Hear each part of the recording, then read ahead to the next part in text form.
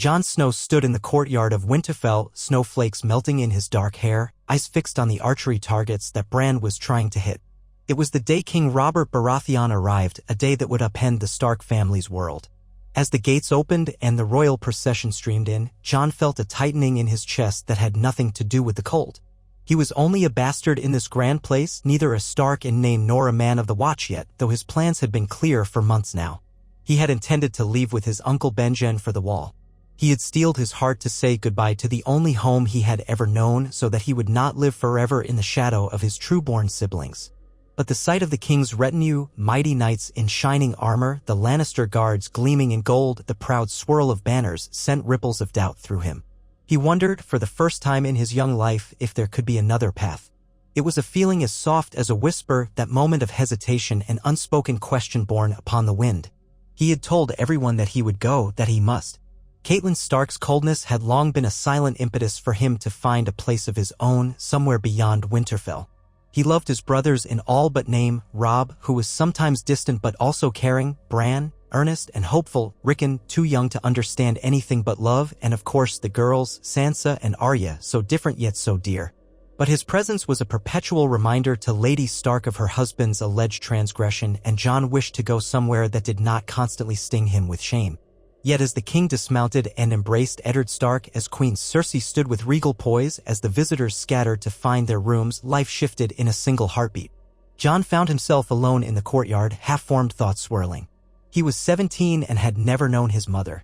He had no birthright, no claim, and no illusions. Still, something told him not to rush. Instead of walking off to the armory or his bedchamber, Jon turned toward the Great Keep. He wanted to speak with his father, no, with Lord Stark, one more time before he gave himself over to the Watch. He told himself it was just to say goodbye properly.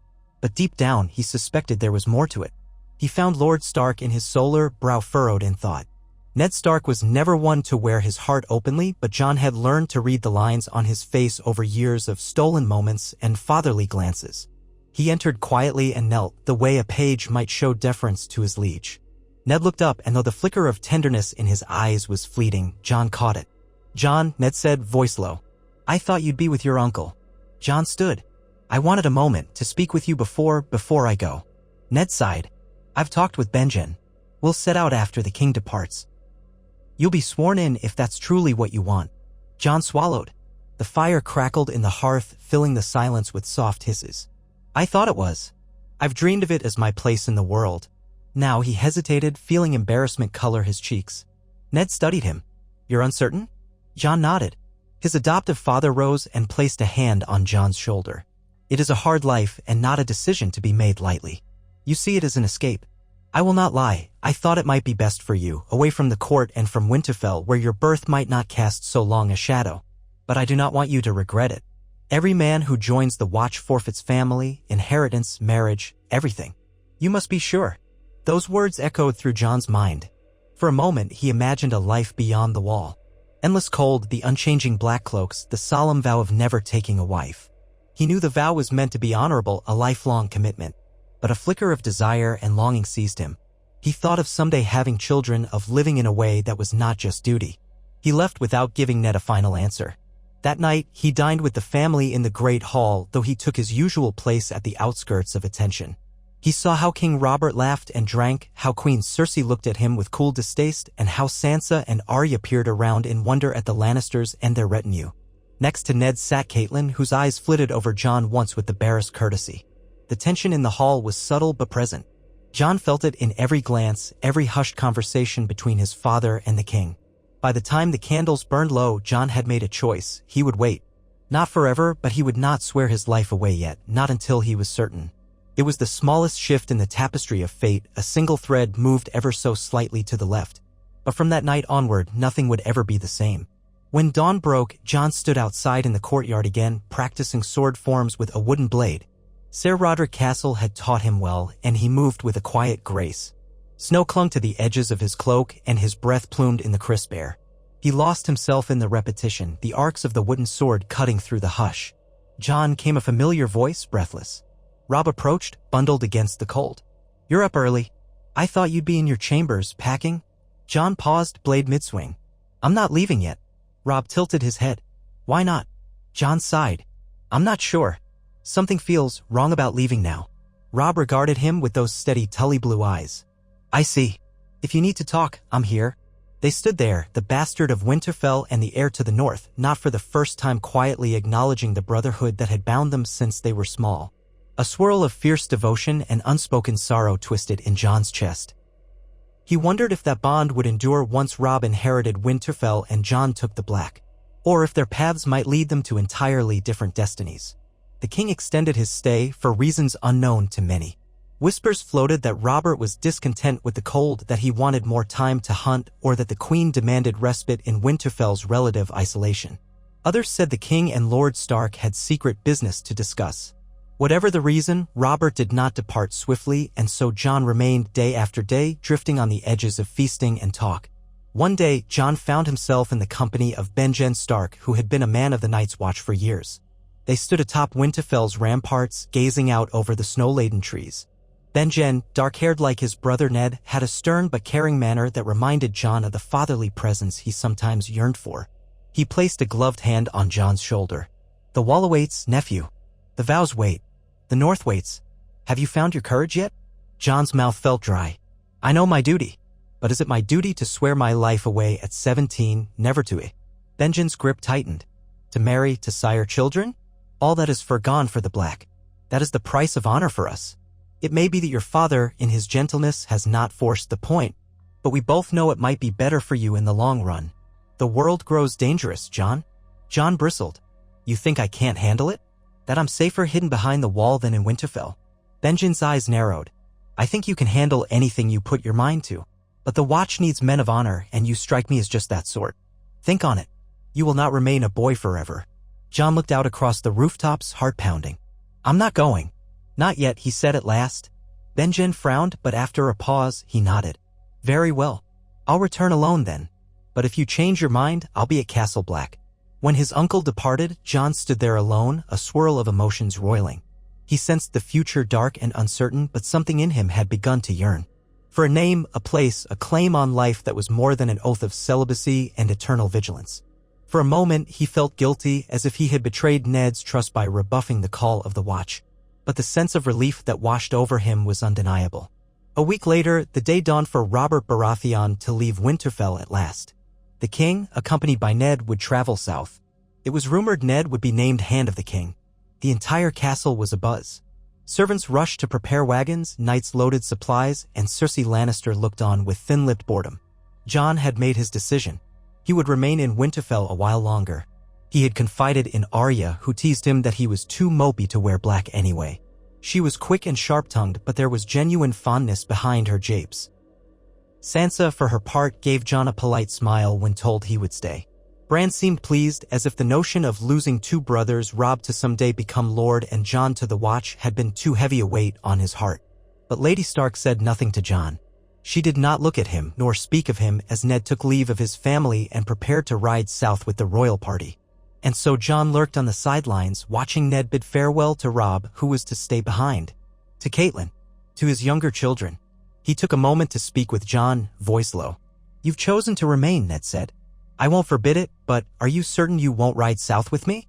It may be you'll find some opportunity there. I know you feel unwelcome here at times. Jon drew a shaky breath. I've lived here all my life, father. Maybe it's time I stayed and made a place for myself. Not as a brother of the Night's Watch, but as Jon. Ned studied him for a moment. Jon felt the weight of his father's gaze, sensing the silent conflict behind his gray eyes. Very well, Jon. Winterfell is your home, bastard name or not. Find what you're looking for, and if you need me, send word. Those words were as warm as the fur cloak Ned draped around Jon's shoulders.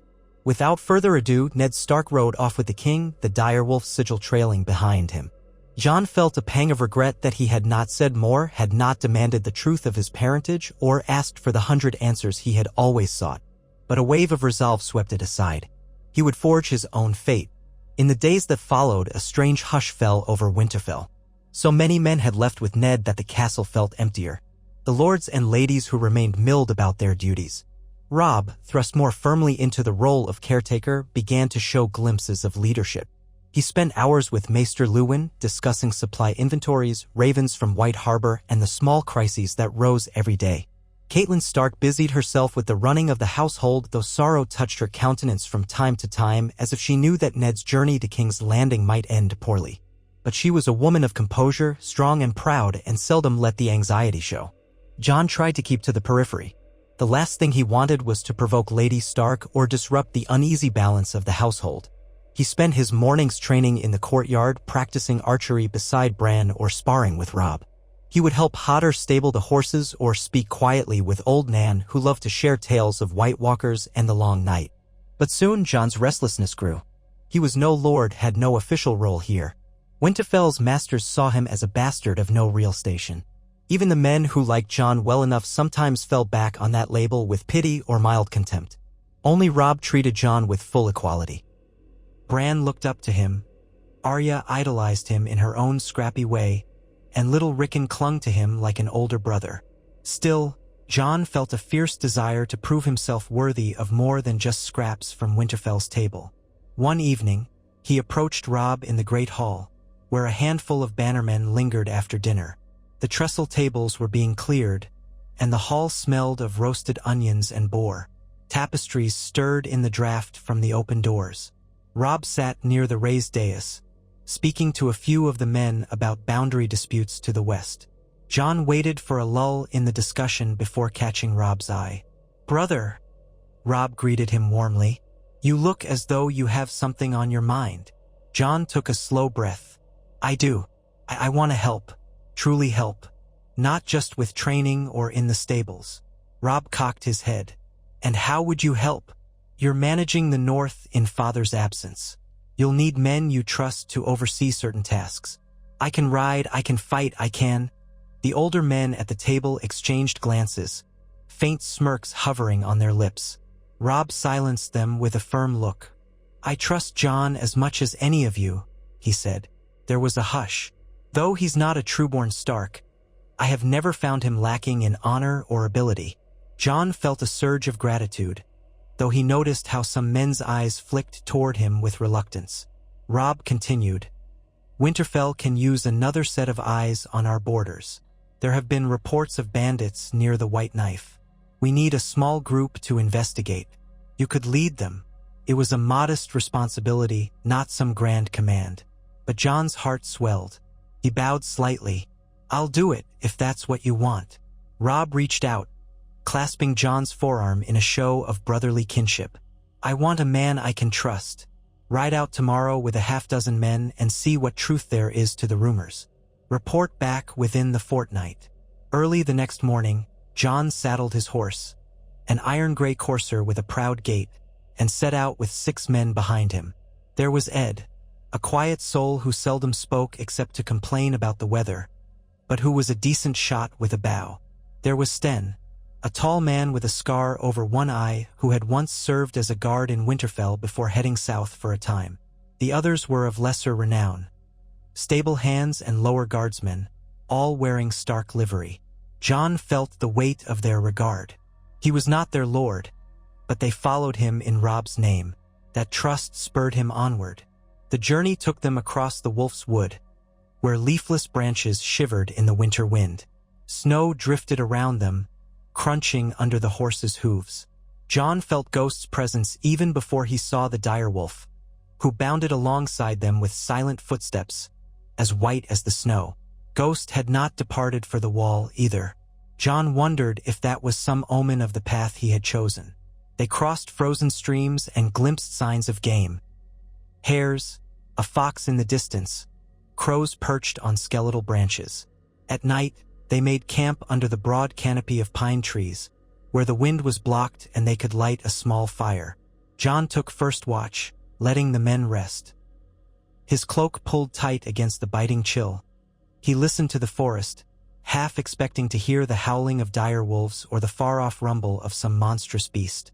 But there was only wind and the hoot of an owl. On the second day, they found the remains of a caravan. A broken wheel, scattered footprints, and dried blood staining the snow. Jon knelt to examine it, heart pounding. The footprints suggested a struggle, then a hurried flight. They followed the trail as best they could, though the falling snow and shifting drifts made it difficult. Toward dusk, Ghost stiffened, hackles rising, and John motioned for the men to ready themselves.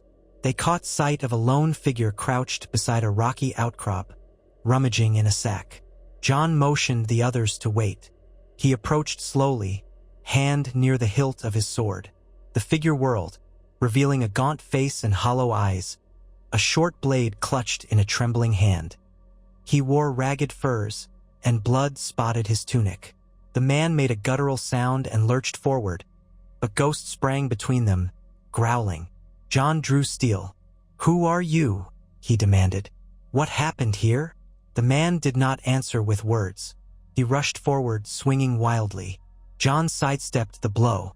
The man was half-starved, desperation shining in his eyes. Their blades clashed once.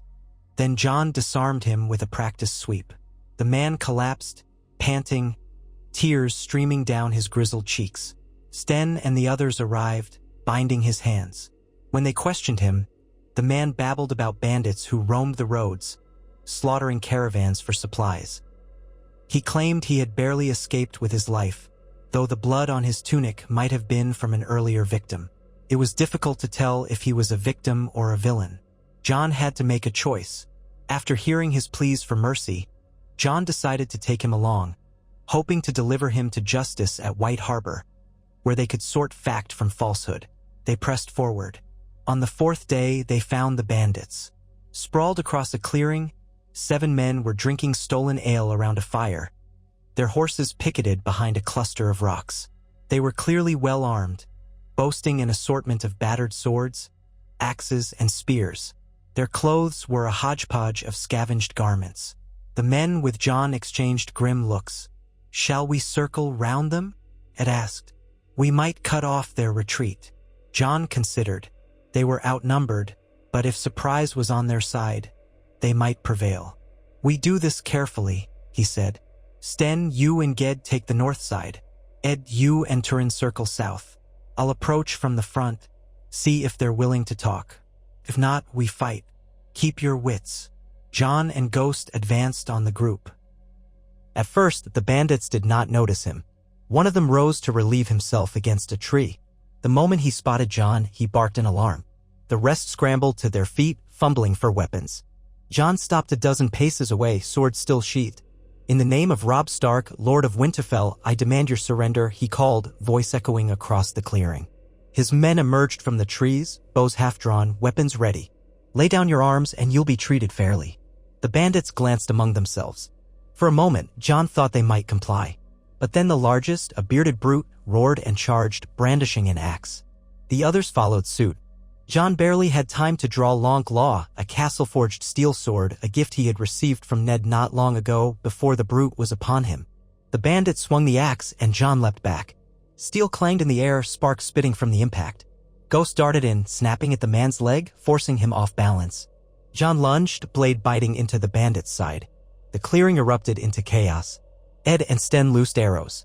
One bandit went down, a shaft in his throat. Another tried to scramble onto a horse, but Turin wrestled him to the ground. 2 men attacked John from opposite sides. He parried one blow, spinning to avoid the other. He could taste metal on his tongue, blood pounding in his ears. He saw an opening and slashed low, cutting across a bandit's knee. The man howled, collapsing. The final bandit tried to flee, but Ghost brought him down, jaws closing around a forearm. When the clearing fell silent, the bandits lay either dead or bound. John forced himself to breathe, letting the tension drain from his limbs. He surveyed his men. Ed had a shallow cut on his forearm, Turin limped from a slash to the thigh, but none were slain. It was a victory, though a grim one. Snow soaked and red ringed the clearing. John ordered the men to build a pyre for the bodies. It was the northern way, let the flames take them. They spent that night in uneasy rest. John's mind spun with the realization that he had killed. He had trained for this, prepared for it in sparring, but the reality was different. The threat of death, the sight of blood darkening the snow, the stench of fear, these were things he had not truly known. He felt a sharp pang that war and violence would come so easily to him that he had a certain skill for it. It both frightened and steadied him. In the morning, they turned homeward. They had done what they could, scattered the bandits, taken a captive who might give information.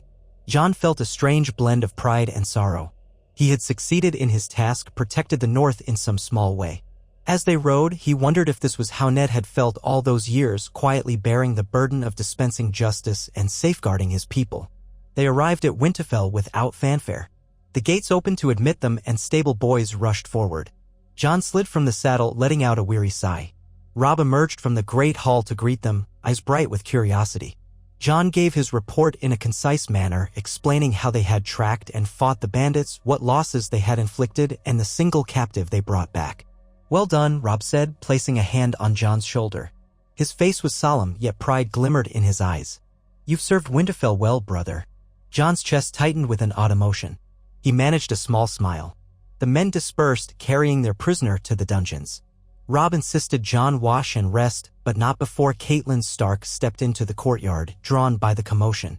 She regarded Jon with cool detachment. Her gaze flicked to the blood splashed on his cloak, then to Robb. "What happened?" she asked. Robb explained briefly. Catelyn's expression grew guarded. "I see. Well, it's good the roads are safer now. That's all that matters." She turned away, leaving Jon to feel a familiar burn in his chest. He told himself not to let it trouble him, but it did. That night, after he bathed, he did not go to the Great Hall. He dined alone in his chamber, feeding ghost scraps of meat, lost in thought. Days passed and the quiet routine of Winterfell resumed. Messages from King's Landing arrived sporadically via Raven, often sealed with the dire wolf of House Stark. Robb never shared the contents with Jon, though rumor in the castle was that Ned had indeed been named Hand of the King. They said trouble brewed in the capital, that Lannisters and Baratheons eyed one another warily. Jon tried to pay no heed to the whispers, for he knew how rumors tended to twist truth. Still, a sense of foreboding weighed on him. Bran suffered a terrible accident. He fell from a tower while climbing, or so the story went. The news struck Jon like a blow. He had always admired Bran's fearless spirit, the way the boy scaled the walls as easily as a squirrel might dash up a trunk. Now, Bran lay in his bed, unmoving, eyes closed. The maester was uncertain if the boy would ever wake. Catelyn stayed by her son's bedside, sleepless and grief-stricken. The castle was cast into gloom. Jon visited Bran's room one night, though he knew Lady Stark would never allow him to linger. He stood at the threshold, heart aching at the sight of Bran's pale face and the hush of that once lively boy. When he turned to leave, he almost collided with Catelyn, who glared at him with reddened eyes. "What are you doing here?" she asked in a voice like frozen steel. Jon bowed his head. "I only wanted to see him." Her lips trembled. She might have been about to say something scathing, but sorrow closed over her features. "My son does not need you here," she whispered. "He needs the god's grace. Go." It stung. For an instant, Jon wanted to lash back, to speak some harsh word in defense of his love for Bran. But he swallowed it down. He left quietly, ghosting down the corridor, footsteps muffled by the thick carpets. As the door closed behind him, he heard a ragged sob that might have been torn from Catelyn's throat. Despite the coldness between them, something twisted painfully in Jon's heart. 2 days later, a raven brought fresh tidings. Ned Stark had been wounded in a street brawl in King's Landing. More alarming still, Lord Stark had accused the crown's heirs of illegitimacy, so the rumor went, and had been branded a traitor by King Joffrey, who now sat the throne after Robert's sudden death. Robb called the Northern Bannermen to Winterfell. War loomed, and the castle bristled with the presence of men preparing for a march south. Jon watched in silence as ravens took wing day after day, summoning the Umbers, the Manderleys, the Karstarks, and all who owed fealty to Winterfell. In the courtyard, men hammered out breastplates, sharpened swords, fletched arrows. Tension ran through the very stones of the castle. Catelyn took command of certain negotiations, and Robb gathered his knights in the Great Hall to plan strategies. Jon found himself off to one side, uncertain of his place in this looming conflict. But Robb pulled him aside one night, just after the last of the lords had departed the Great Hall. The hearth fires crackled low, and shadows danced on the walls. "Jon," Robb said softly, "I want you by my side." Jon blinked. "But my place. I have no official title. You're my brother. That's title enough." Robb folded his arms. "If war is coming, I'll not have you idle. You've shown you can lead men. You can help me." Jon's breath caught. "Of course. Whatever you need." Robb's face was solemn in the wavering firelight. "Word has come that Father's been imprisoned in the Red Keep. I plan to ride south to free him, or avenge him if the worst has happened." His voice wavered slightly. "I'll need every sword, every loyal man." Jon set his jaw. "Then you shall have me." Thus Jon Snow abandoned any lingering doubt. He would not go to the Wall, nor remain hidden in Winterfell. He would ride with the North as a bastard in name but a Stark in heart. They set forth as soon as the last of the bannermen arrived. A host of thousands streamed from Winterfell's gates, the banner of the dire wolf rippling in the wind. Jon rode near Robb, Ghost trotting at his side. Behind them came Theon Greyjoy, who had grown up in Winterfell as a ward, though Jon had never quite trusted him. Others of note included the great Jon Umber, a giant of a man with a voice that boomed across camp, and Roose Bolton, pale and unreadable, along with his son Ramsay, who wore a smirk that made Jon's skin crawl. They marched south, through the neck and the bogs of the Crannogmen, forging alliances, crossing rough terrain. Around campfires at night, men told stories of the Great War to come, of how the Lannisters had turned on the Starks, of how Joffrey was a false king. Jon listened carefully, speaking little, focusing on how he might best serve his brother. Ties of blood and loyalty seemed to tighten around him, and though he had never felt fully accepted at Winterfell, he was accepted enough to ride among these men. That thought gave him a sense of purpose he had never known. They reached the Twins, where Walder Frey's brood peered down from the castle walls. Crossing their required negotiations with the slippery old lord, Catelyn Stark had ridden ahead to secure safe passage. Jon stood with Robb as the landlord of House Frey, one of Walder's many scions, delivered terms. It was no easy bargain, involving marriages and hostage pledges. Jon watched uneasy. He had heard tales of Walder Frey's cunning and treachery, but they had little choice if they wished to move swiftly. Once across the Green Fork, they learned that Ned Stark had been executed on the steps of the Great September in King's Landing. The news hit like a hammer blow, staggering every man of the North. Robb retreated to his tent for a full day, not speaking a word. Jon prowled outside, fists clenched, trying to swallow his own grief. He had not known Ned as a father the way Robb or the others had, but he had loved him fiercely in the only way he could. Pain knifed through him, along with anger so profound it threatened to swallow him whole. On the eve of battle, the Northern Lords declared Robb Stark the king in the North. Their voices rang through the night, echoing in the lamplit tent, the king in the North. Jon was there, standing at the edges. He saw the torchlight flicker on Robb's reddened eyes as he accepted the sword laid at his feet. Then Robb did something unexpected. He met Jon's gaze across the gathering, beckoning him forward. Jon stepped forward, uncertain. Robb slid his sword free of its scabbard. "Kneel," he commanded in a voice that trembled with fierce emotion. Jon's heart pounded. Slowly he knelt. "You have fought for me, bled for me. You were born a Snow, but you were my brother in all but name. Rise, Jon Stark, if you would swear your sword to me." It was as if the very air had stopped moving. The Northern Lords exchanged startled glances. Some might have questioned whether Robb had the authority to legitimize a bastard. Perhaps only a king could do that, and Robb had declared himself a king just moments before. That alone made it a bold, staggering gesture. A hush lingered as Jon's face burned. This was everything he had secretly yearned for. A name, acceptance, belonging. Yet he also felt guilt, for he knew Catelyn would never approve, and he was not sure if he was truly worthy. Nonetheless, he bowed his head. "I swear it. My life is yours, my king." Robb touched the sword to Jon's shoulders, as tradition demanded. "Then rise as my sworn sword, Jon Stark of Winterfell." The onlookers erupted in murmurs. Some shouted in approval. Others wore stony faces. But the deed was done. Jon rose, a storm of conflicting emotions in his chest. His father, Lord Eddard Stark, was gone, executed by a mad boy king. The North was in open rebellion. War raged across the Seven Kingdoms. And yet, in that swirl of sorrow and anger, Jon had found something like acceptance. His tears threatened to spill as he turned, stepping back into the circle of men who had just hailed Robb as king. The next weeks blurred as they engaged in their first major battles against the Lannisters. Jon fought at the Whispering Wood, where Robb outmaneuvered Jaime Lannister and took him captive. Ghost darted through the chaos, harrying enemies, terrifying horses. Jon's sword met steel again and again.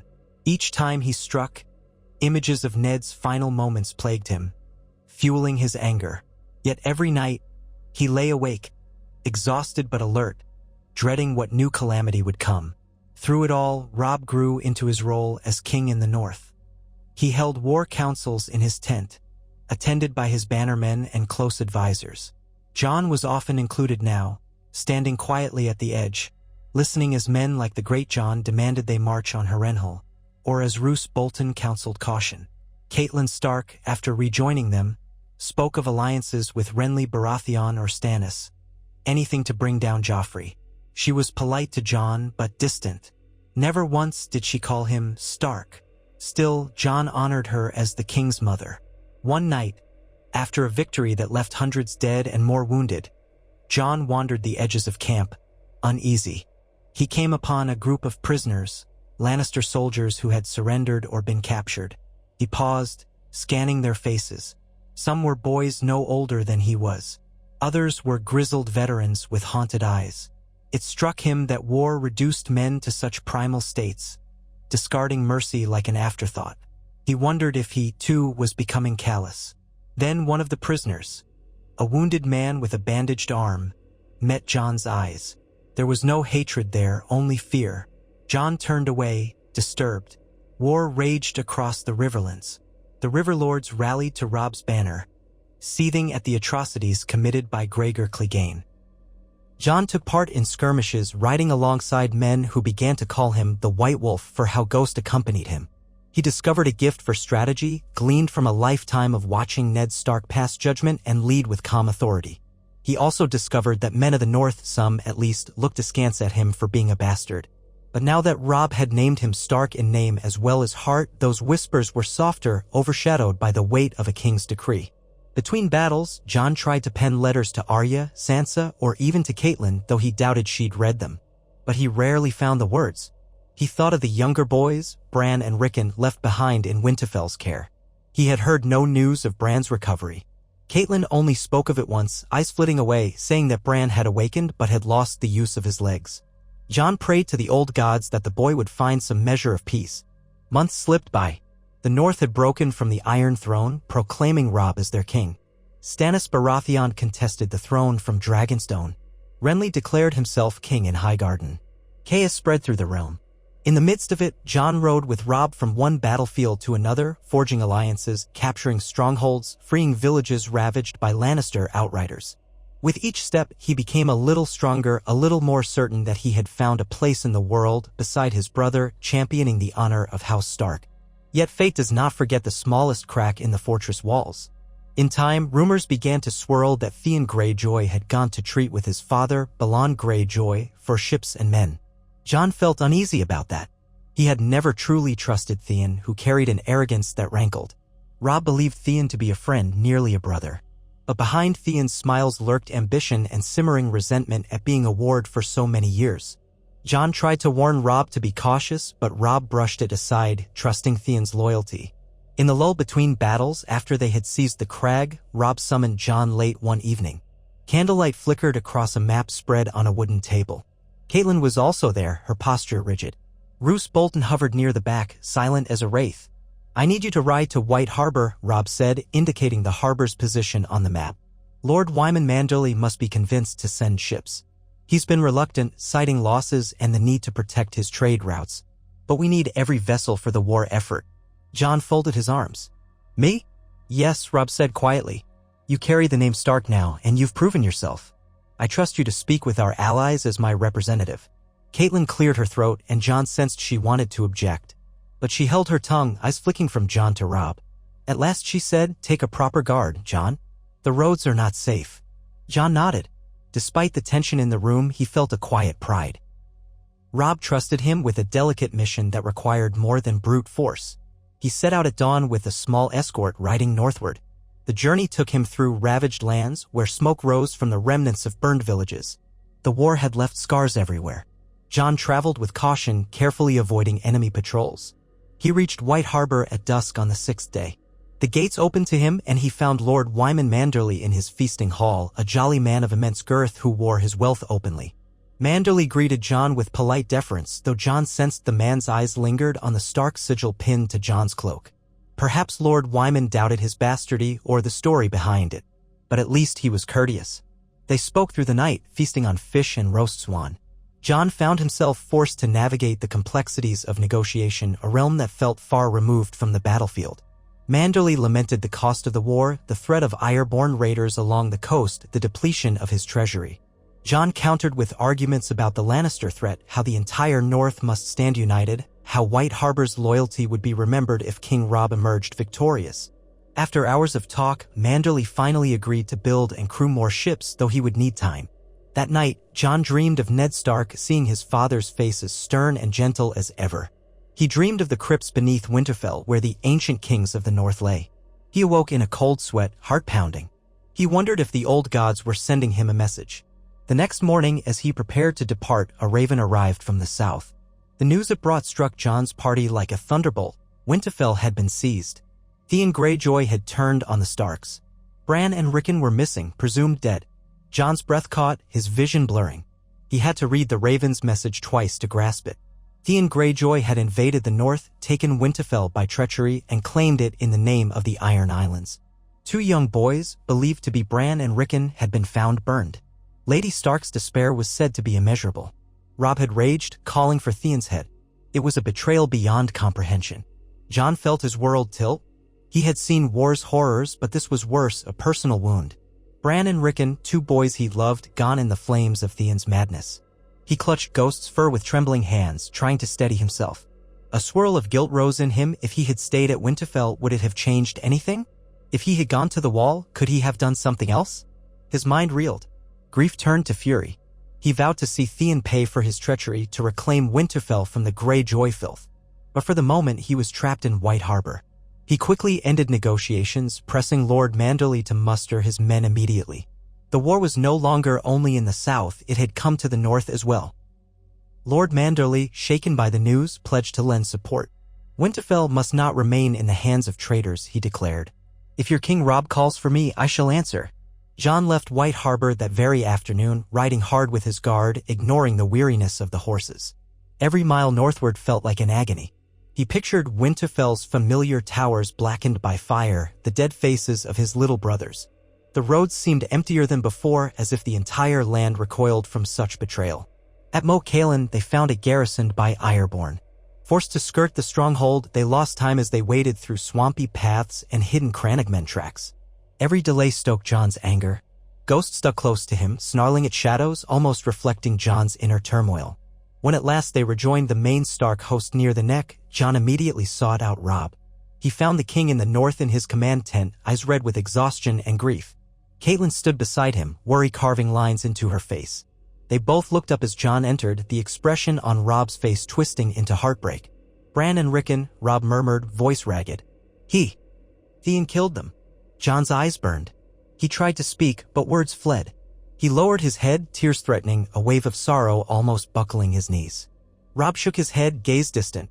When we find him, I'll flay him alive, he spat, fury quivering in every syllable. Catelyn said nothing, but John saw tears shining in her eyes. Grief was a universal bond, if only for a moment. John clenched his fists. Let's march, he said. We can take Winterfell back. But Robb let out a ragged breath. We can't just abandon the war in the south, or the Lannisters will overrun Riverrun. Mother's family is under siege. We need to decide where to strike and how. One misstep and all is lost. Catelyn's voice shook. My father is ill, my brother is besieged in Riverrun, and now my sons. Ned's sons, she trailed off, tears streaking her face. Even in her grief, John felt a distance between them. But the ache in his chest was too great for bitterness. A dark hush fell. John thought of the crypts in Winterfell, Ned's final resting place unknown, but in King's Landing soil, Bran and Rickon denied any true grave. There was talk, rumors that the burned bodies might not be the boys. But the likelihood seemed slim. Hope flickered and died in the same breath. In the weeks that followed, the war only escalated. Tywin Lannister marched in force, threatening the Riverlands. Robb maneuvered desperately, seeking a way to reclaim the north without sacrificing the gains they had made. John served as best he could, leading scouting parties, engaging in smaller skirmishes. His heart felt hollow, a rage simmering under the surface. News trickled north that Balon Greyjoy had also declared himself king of the Isles and the North, though he had little real hold on the mainland aside from the burned husk of Winterfell. It was during one of these harried marches that a letter arrived from Castle Black addressed to Jon Snow. The ranger who brought it had traveled far, risking Lannister patrols. He handed Jon the parchment with a grim expression. "The Lord Commander sends greetings," the ranger said. "Says it's urgent." Jon stepped aside to read the letter, heart drumming. The words within spoke of wildlings massing beyond the wall under a new king beyond the wall named Mance Rayder. Strange sightings, whites walking under cover of night, old horrors stirring in the far north. There was a plea for aid. The letter ended with a line from Jeor Mormont, "The Lord Commander, you are still of the north even if you do not wear our cloak. The threat beyond the wall concerns us all." Jon's blood ran cold. He remembered the stories old Nan used to tell. Memories of the dire sense of purpose that had nearly sent him to the Watch returned. The danger was real. While the lords of Westeros waged war among themselves, an ancient enemy stirred in the frost-bound wastes. He brought the letter to Robb immediately. Robb read it, then let out a troubled sigh. "I don't doubt the Night's Watch, but we have enough enemies here," Robb said, rubbing his brow. "I cannot spare an army to march beyond the wall." Jon's thoughts turned to the vow he nearly swore. He pictured the black cloak, the endless cold of the wall, and the men who stood guard. "What if they fall?" he asked softly. "Who will stand between us and the dark?" Robb shut his eyes, pained. "I can't fight two wars at once. The Lannisters in the south, the Greyjoys in the north, and now this threat beyond the wall. If the Watch fails, then all the realm will regret ignoring them. But how can we help? I have neither men nor time to spare." Jon saw no easy solution. He vowed to find one somehow, but the tides of war offered no respite. The king in the north had battles to fight, alliances to maintain, and the walls of duty closed in around him. That left Jon feeling powerless, a sensation he loathed. Time ground forward, war after war. The bitter truth of the realm's division hardened around them. Jon clung to his sense of loyalty, refusing to abandon Robb, who had given him a name and a cause. Yet every raven from the wall brought fresh reports of wildling incursions, of whites in the haunted forest, of a creeping doom. As the snows began to deepen, the nights growing long, Jon wondered which war truly mattered. Men squabbled over thrones and crowns, while a nightmare from the age of legends threatened to snuff out all life. Then came the Red Wedding. Whispered rumors raced through the camp. Robb had accepted an invitation to a wedding at the Twins, trusting Walder Frey's hospitality. He took a modest retinue. Jon was not present. He had been sent north to rally what houses he could. But the news reached him like a thunderbolt from the gods. Walder Frey had broken all codes of guest right. Robb Stark was murdered at the feast, along with his bannermen. Catelyn Stark's throat was cut, her body flung into the river. The king in the north was dead. Jon felt as though someone had carved his heart from his chest. He sank to his knees when the word arrived. All around him, the men who had followed Robb let out shuddering cries. Some broke down in despair, others shouted in rage. Chaos erupted in their ranks. The alliance crumbled. The war was lost. For a long time, Jon simply knelt in the mud, Ghost whining beside him. The name he had cherished, Jon Stark, suddenly felt hollow. His father, Ned, was gone. Robb, the brother who had given him legitimacy, gone. Bran and Rickon, believed dead. He had lost everything for which he'd bled and fought. The phrase hammered in his mind over and over, "The king in the north is dead." In the aftermath, the northern forces scattered. Some bent the knee to the Iron Throne, others continued a hopeless rebellion, while still others retreated north to their holds. Jon tried to muster them again, tried to salvage something, but the murder at the Twins had broken their spirits. Walder Frey had earned the Lannisters' favor. The Boltons, too, had betrayed Robb. Roose Bolton was said to be named Warden of the North in the king's name, a pale imitation of Stark rule. The world seemed to tilt into darkness. Jon retreated, leading what remained of his loyal men away from Frey lands, away from the armies of House Lannister. He felt no sense of direction. Winter was closing in, biting winds slicing through their ranks. At a muddy crossroads, as the ragged remains of northern foemen waited, Jon received another raven from Castle Black. The content was horrifying. The Watch was under siege from the wildlings, and the White Walkers were no fable. They had been spotted, bringing the dead with them. The letter implored any who would come to the wall to aid in the defense of the realm. Jon stared at the message. It seemed all roads led to despair. But perhaps the path of duty yet remained. He turned to the men who stood behind him, some a dozen, some a score, loyal to the memory of House Stark. "We have no king, no cause for this war," he said, voice trembling with raw emotion.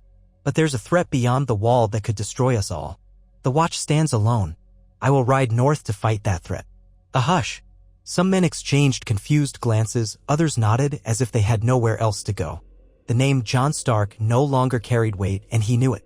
The name Snow might still brand him a bastard. But in that moment, none of it mattered. The living needed to stand against the dead. Vengeance, crowns, and the petty squabbles of lords seemed empty in the face of that looming darkness. Jon turned away from the south, from the carnage of the Red Wedding and the ashes of Robb's dream. He mounted his horse, eyes on the north. Ghost loped beside him. With a motion of his hand, he led the small column north, leaving the ruin of the war behind. He might have lived as a bastard all his days, might have died a king's sworn sword. But now he had a single purpose, to defend the realm of men in memory of all he had lost. They rode for weeks, crossing the battered, lawless landscape. Winter's snows grew deeper, the winds fiercer. Small folk fled the devastation, some heading south, others huddled in burned-out villages. Jon's group helped where they could, offering spare rations or protection from brigands, but they could do only so much. All the while, the temperature dropped, biting deeper with each passing day. The threat in the far north weighed on Jon like a leaden cloak. At last, they neared the wall. Its sheer immensity dwarfed everything, the ice glinting in the pale winter light. The gates parted to admit them, men of the watch looking on in surprise at the battered band of warriors bearing the Stark sigil and wearing sorrow like a funeral shroud. Jon dismounted, feeling a surge of conflicting emotion. Once upon a time, he had nearly chosen to come here as a recruit. Now he arrived as a wanderer, stripped of illusions. Jeor Mormont emerged to greet him, his gruff face carved with lines of exhaustion. When he recognized Jon, something like relief dawned in his eyes. "Jon Snow," he said, voice low. "You've come." Jon inclined his head. "Lord Commander, we heard of your need. We bring what help we can." Mormont scanned the meager band. "Not many, but every sword counts." His gaze flicked to Ghost. "And a dire wolf is worth a score of men sometimes. Come in. You'll need to warm yourselves. The real war is yet to begin." Inside, the Black brothers bustled about, preparing for battle. The gates were reinforced. Archers lined the top of the wall. The courtyard bristled with activity. But Jon sensed the fear beneath it all. They were too few to hold the entire wall. The wildlings under Mance Rayder had gathered a vast host. Worse, the White Walkers had begun to stir, their whites prowling the haunted forest. Tales of their pale skin and glowing blue eyes circulated like a litany of doom. Jon offered his service. "We came to fight for the living," he told Mormont. "My oath to Robb Stark is moot now that his voice caught. But I will keep faith with my father's memory. The Starks have always protected the North." Mormont nodded. "If you'll serve with us, you'll obey our discipline. You're free men, but this is our war." Jon agreed. He did not hesitate. It felt like the path he had avoided for so long was now the only path left. He and his weary band donned black cloaks, if not the oaths. Perhaps in time they would swear them. For the moment, they needed swords more than vows. Winter came on swift and cruel wings, and the greatest test of all awaited on the northern horizon. In a swirl of black cloth and drifting snow, Jon stood atop the wall one frigid morning, gazing out at the endless expanse of ice and forest. He remembered being a boy in Winterfell, dreaming of heroes and glory. He remembered the shame of his bastard birth, the hesitation that had once kept him from taking the black. Now, none of that mattered. The howling winds seemed to whisper of a deeper truth. The battles of kings and lords were but children's quarrels compared to the war against the night itself. Below, the gates rumbled open to admit a scouting party. Jon watched them ride out into the frozen wilderness. He gripped the icy stone merlins, hair whipped by the wind. A part of him still mourned, for Ned, for Robb, for the bright-eyed Bran and Rickon, for Winterfell's strong walls laid low by betrayal. But he also felt a spark of determination. He still lived, and as long as he drew breath, he would wield his sword in defense of the North, in memory of the family he had lost. Bastard, Stark, or simply a man, it did not matter. Here at the edge of the world, only duty remained. The War of the Five Kings had fractured the realm, and treachery had cut down the king in the north. Yet on this towering wall of ice, men of all stripes, criminals, bastards, knights fallen from grace, stood shoulder to shoulder. They would hold back the tide of winter's wrath or die trying. Perhaps Jon thought that was always his destiny. Not to be a child of Winterfell nor a sworn brother from birth, but to arrive here tempered by the fires of war, carrying the pain of the past like armor. His breath misted in the freezing air. Ghost pressed close, red eyes scanning the horizon. Jon placed a gloved hand on the direwolf's head. If the gods were just, then perhaps the day would come when the living triumphed over the dead and the North could be free of war's cruel shadow. Until then, he would stand as a shield, a sword in the darkness, forging a new future from the shards of old sorrow. A horn blast shattered the quiet. Men stirred along the rampart. Jon's pulse raced. He raised his spyglass, peering into the swirling snow beyond. The shapes he glimpsed were too many to count. Riders? Or wights? The watchers braced themselves. Jeor Mormont's voice echoed up from below, commanding the men to stand ready. Torches flared, and bows were drawn. The final war was beginning. Jon exhaled, the cold stinging his lungs. In that moment, he thought of all he had left behind. The dream of belonging in Winterfell, the heartbreak of losing his father and Robb, the bitter tang of betrayal by Theon. But he also felt something new rising within him, resolve like steel. Let the dead come. Let the wildlings storm the gates. He was Jon Snow or Jon Stark, it mattered not. He was here where he was meant to be, fighting for the living. With Ghost by his side, sword in hand, he readied himself for the onslaught. An unspoken vow, older and deeper than any king's decree, thrummed in his blood. A vow to protect his home, the north, and all the realm if need be. The wind howled, and the shapes drew closer. Jon set his jaw, raised his sword, and felt no more doubt. Now, at last, he understood why he had not taken the black as a boy.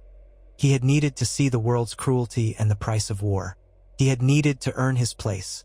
And here, atop the wall, he would find it in the crucible of a battle that might save them all, or herald their doom. The ghosts of the past stood at his back. The uncertain future loomed ahead, and Jon Snow, unbound by old titles, was ready to meet it head-on. The horn's echo hung in the freezing air, and Jon's breath misted before him. His mind raced. A battle unlike any he had ever fought was at hand. A battle not for crowns or kingdoms, but for survival. He crouched, peering over the edge of the wall. The shapes below were indistinct through the swirling snow, but they were numerous. Whether wildlings or wights, neither prospect brought comfort.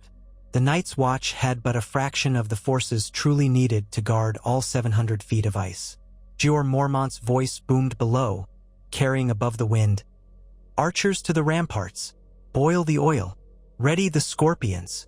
Men rushed to follow. The smell of pitch stung Jon's nostrils. Lanterns flickered, revealing the grim set of faces. Some among them were convicts who had chosen the wall over the headsman's axe. Others were once proud knights from southern lands, brought low by misfortune. All wore the same black cloak now, their old allegiances forgotten or meaningless. Jon was a newcomer, neither sworn nor branded by black, yet he stood shoulder to shoulder with them. He could sense the fear. He felt it himself, a churning in his gut, a dryness in his mouth. But there was no choice. Beyond the wall, the darkness grew. Ghost let out a low, rumbling growl, hackles raised. Jon reached down to soothe the direwolf. His mind flitted to memories of Winterfell's courtyard, where Ghost and his littermates had once been discovered in the snow. Those were simpler days. Now everything felt perched on a razor's edge. Snow, Stark, whatever your name is, a voice muttered behind him. He turned to see Ed Tollett, or Dolorous Ed as some called him. The man's gaunt face was set in its usual morose lines. The old bear wants us on the steps leading down. Says if the wildlings break through, we'll need swords at every level. Jon nodded. He cast a final glance northward, seeing movement like the shifting of a great wave. Then he hurried to follow Ed. They ducked around a group of black brothers preparing barrels of oil and pots of burning pitch. The tang of smoke burned Jon's throat. At the top of the great stairs carved into the ice, they found a knot of men. Some clutched spears, others shortbows. One or two had heavy cudgels or morning stars. The meager arsenal of the Watch, Jon thought, recalling the grand armories of Winterfell or even the scattered wealth of war camps he had known. But these men would fight to their last breath, for the alternative was unthinkable. A shrill cry rose up from below, echoing like a banshee's wail. The wind swallowed it, only to fling it back at them in distorted notes. Jon's heart hammered. He had faced Lannister knights and bandits and marched in the Whispering Wood. Yet something about this threat felt fundamentally different. Some primal part of him wanted to flee, to hide away. He steadied himself, gripping Longclaw's hilt. The sword had once belonged to House Mormont. Ned Stark had given it to Jon. Now, the old bear himself had no complaint about Jon wielding it. A flurry of movement at the far end of the wall. A line of archers raised their bows. Torches flared, revealing 100 men strung out along the parapets. Snow whipped across them. Then came a dull roar of voices beneath the ice, and a rain of arrows shot upward, pelting the wall. Many arrows clattered harmlessly off the ice. A few soared over the top, striking men who cried out and fell. Jon pressed himself flat behind the Merlins. Wildlings. Mance Rayder's host must have reached the wall. With them might come giants or mammoths, if the old stories were true. Jon wondered if Tormund Giantsbane or any of the free folk he had heard tales of were out there. In the swirl of sudden chaos, shouts, the ring of steel, the whoosh of flaming arrows, Jon realized that the legends were alive. Giants, wargs, magics older than the first men. The entire known world was about to shift, and here he was in the thick of it. Another shrill horn blast cut the air. This time it was not the Watch's horn. The wildlings announced their assault. Jon leaned out in time to see flickers of torchlight below, like fireflies dancing at the base of the colossal ice barrier. Scores of men, perhaps hundreds, were swarming forward with ropes and grapnels. A great shape loomed behind them, a massive silhouette. Jon's jaw tightened. A mammoth, he realized, guided by a hulking figure that must be a giant. The stories were real indeed. Gods, Ed muttered. If I were back in my cell, I'd curse myself for not choosing the executioner. Jon had no reply. He peered downward. Wildlings threw grapnels up, the iron hooks clattering along the icy face of the wall, seeking purchase. They wanted to climb. Others lit enormous torches, hoping to melt or weaken the ice. From above, the Watch poured hot oil. Some wildlings fell away, screaming, their flesh scorched. The mammoth let out a bellow. A volley of arrows from the top forced it back a few strides, but the giant standing astride it roared. Mormont's orders echoed. Loose arrows! Cut their lines! The Watch obeyed. Archers let fly, severing ropes or killing those who tried to climb. But the wildlings were determined. Wave after wave pressed on. Their fury battered the ice with a relentless energy. If they managed to scale the wall in enough numbers, the gate could be forced, and then the free folk would pour through. Jon drew back, glancing at Ed. We should be ready to defend the stair. If they gain the walkway, we'll meet them with steel.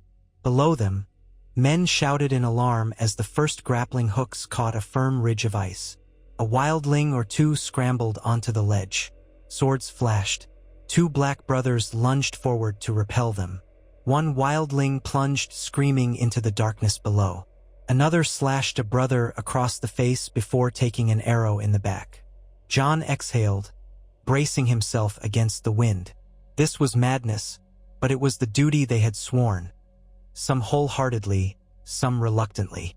A thrumming filled the air. Boulders the size of a man's head launched by giants below. One crashed into the rampart not 20 yards away, taking out a chunk of ice and hurling a brother into empty air. Jon bit down on his fear. Ghost, next to him, let out a snarl. The direwolf's ears were flattened, his lips drawn back from sharp teeth. Jon could sense the tension in the beast, a readiness to leap into the fray. We can't hold them in open ground if they breach the top, Jon said. We must hold the stairs. Ed's expression was bleak. They'll come at us a few at a time if they choose the stairs. We might stand a chance. Another wave of grapnels soared up. Hooks rattled on the edge and a dozen wildlings started climbing at once. There, Jon shouted. Several nearby Watch archers rushed over and began slashing at the ropes with axes or long knives. The wind made every movement perilous. Two men slipped on the ice, barely avoiding a fall of hundreds of feet. The ropes, thick with tar and hide strips, shredded under the blades. Wildlings tumbled, their screams lost in the roar of the wind. Jon wished he did not have to watch them fall. It felt too much like a nightmare, one in which you could not wake because you were already at the edge of the world. Suddenly, the entire wall seemed to groan, the ice shifting underfoot. A massive hollow boom reverberated through it as though the ancient structure were angry at the assault. Jon steadied himself, heart stuttering. Men cursed, clinging to the slick floor. But the wall held. It had stood for thousands of years, and if the watch had any fortune left, it would stand another day. The clash continued for hours. The wildlings made attempt after attempt, and the watch repelled them as best they could. Eventually, the sun sank behind the horizon, though little changed in the gloom of swirling snow. Torchlight flickered below, a testament to the free folks' numbers. Many had died, scalded by oil or shot by arrows, but many more still pressed forward. Giants raged at the base, using mammoths to drag massive siege contraptions.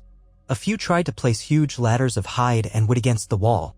All the while, Jeor Mormont moved among his men, bellowing orders. His gravelly voice cut through the din. Hold strong. The wall will not fail us. He recognized Jon, giving him a terse nod. That nod steadied Jon more than he expected. He was not a deserter or an unwelcome bastard anymore. He was needed. At last, a lull came. The wildlings seemed to retreat a short distance, no doubt tending to their wounded and regrouping. The watch seized the moment to rest. Men slumped against the parapets, panting, eyes hollow. One or two moaned from arrow wounds. Maester Aemon, frail and blind, yet resolute, moved among them with his assistants, administering what little aid they had. Jon found himself gripping the hilt of Longclaw so tightly his fingers ached. Ghost pressed against his leg. He scanned the night. Snow fell in drifting sheets, piling against the barricades. The darkness to the north was nearly impenetrable, broken only by flickers of wildling torches. Somewhere out there was Mance Rayder, the king beyond the wall, leading a desperate host. Desperate enough to risk climbing the wall in a blizzard. They feared something, or so the rumors said. An old evil awakened in the lands of always winter. As if the thought summoned it, a chill breeze skated across the ice, sharper than any winter wind. Jon felt it in his bones, a bone-deep cold that made the world seem drenched in shadow. Goose flesh prickled along his arms. Something was out there, something worse than 1,000 wildlings. Though the watch had not yet encountered White Walkers in this assault, the knowledge that they existed gnawed at Jon's mind. The stories were real. All the old nightmares, ice wights, others with glowing eyes, were no longer mere tales to frighten children. Beyond the treeline, the dead stirred. He forced his mind back to the immediate threat. Glancing around, he saw how the men of the watch huddled, exhausted. They were not knights in shining plate, but tattered crows in black. Yet they stood strong as an ancient tide battered at their gates. He said a silent prayer to the old gods for the living, for their cause, for the memory of Ned Stark and all the dead who had guided him here. Midway through the night, the lull ended.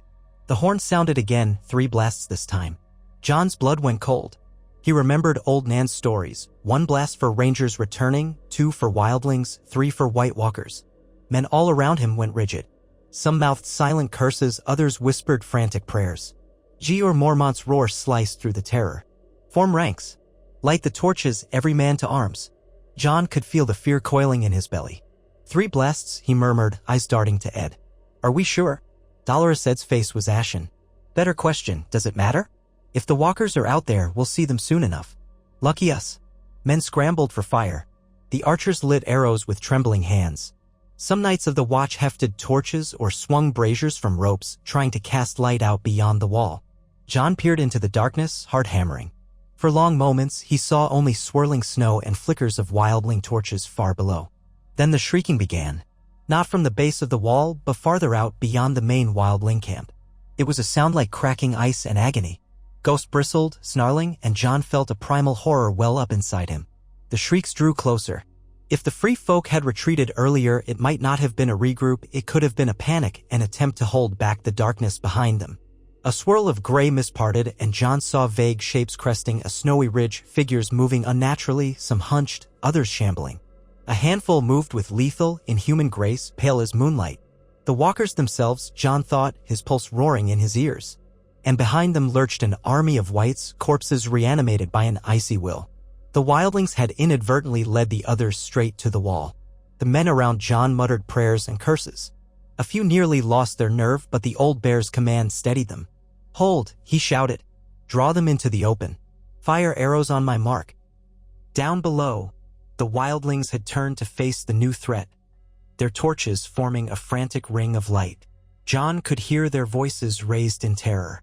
The free folk had come seeking refuge on the southern side of the wall, but now the doom they fled was upon them.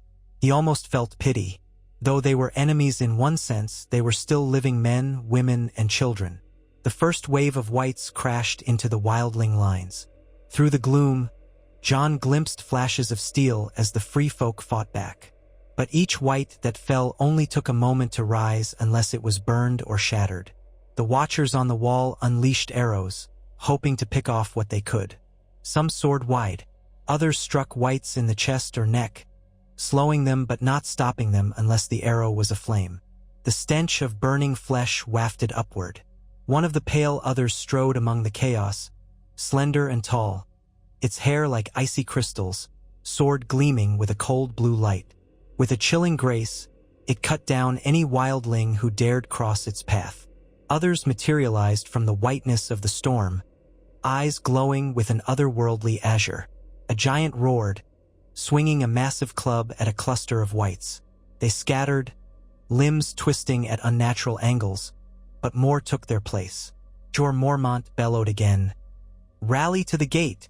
If the wildlings break, the dead will come for us next." His words rang out, spurring the watch into motion. Jon's heart pounded. He could see that the wildlings were outmatched by the whites. Despite their numbers, they had not come prepared for this. Pockets of them fled toward the wall, perhaps hoping the Black Brothers would let them through.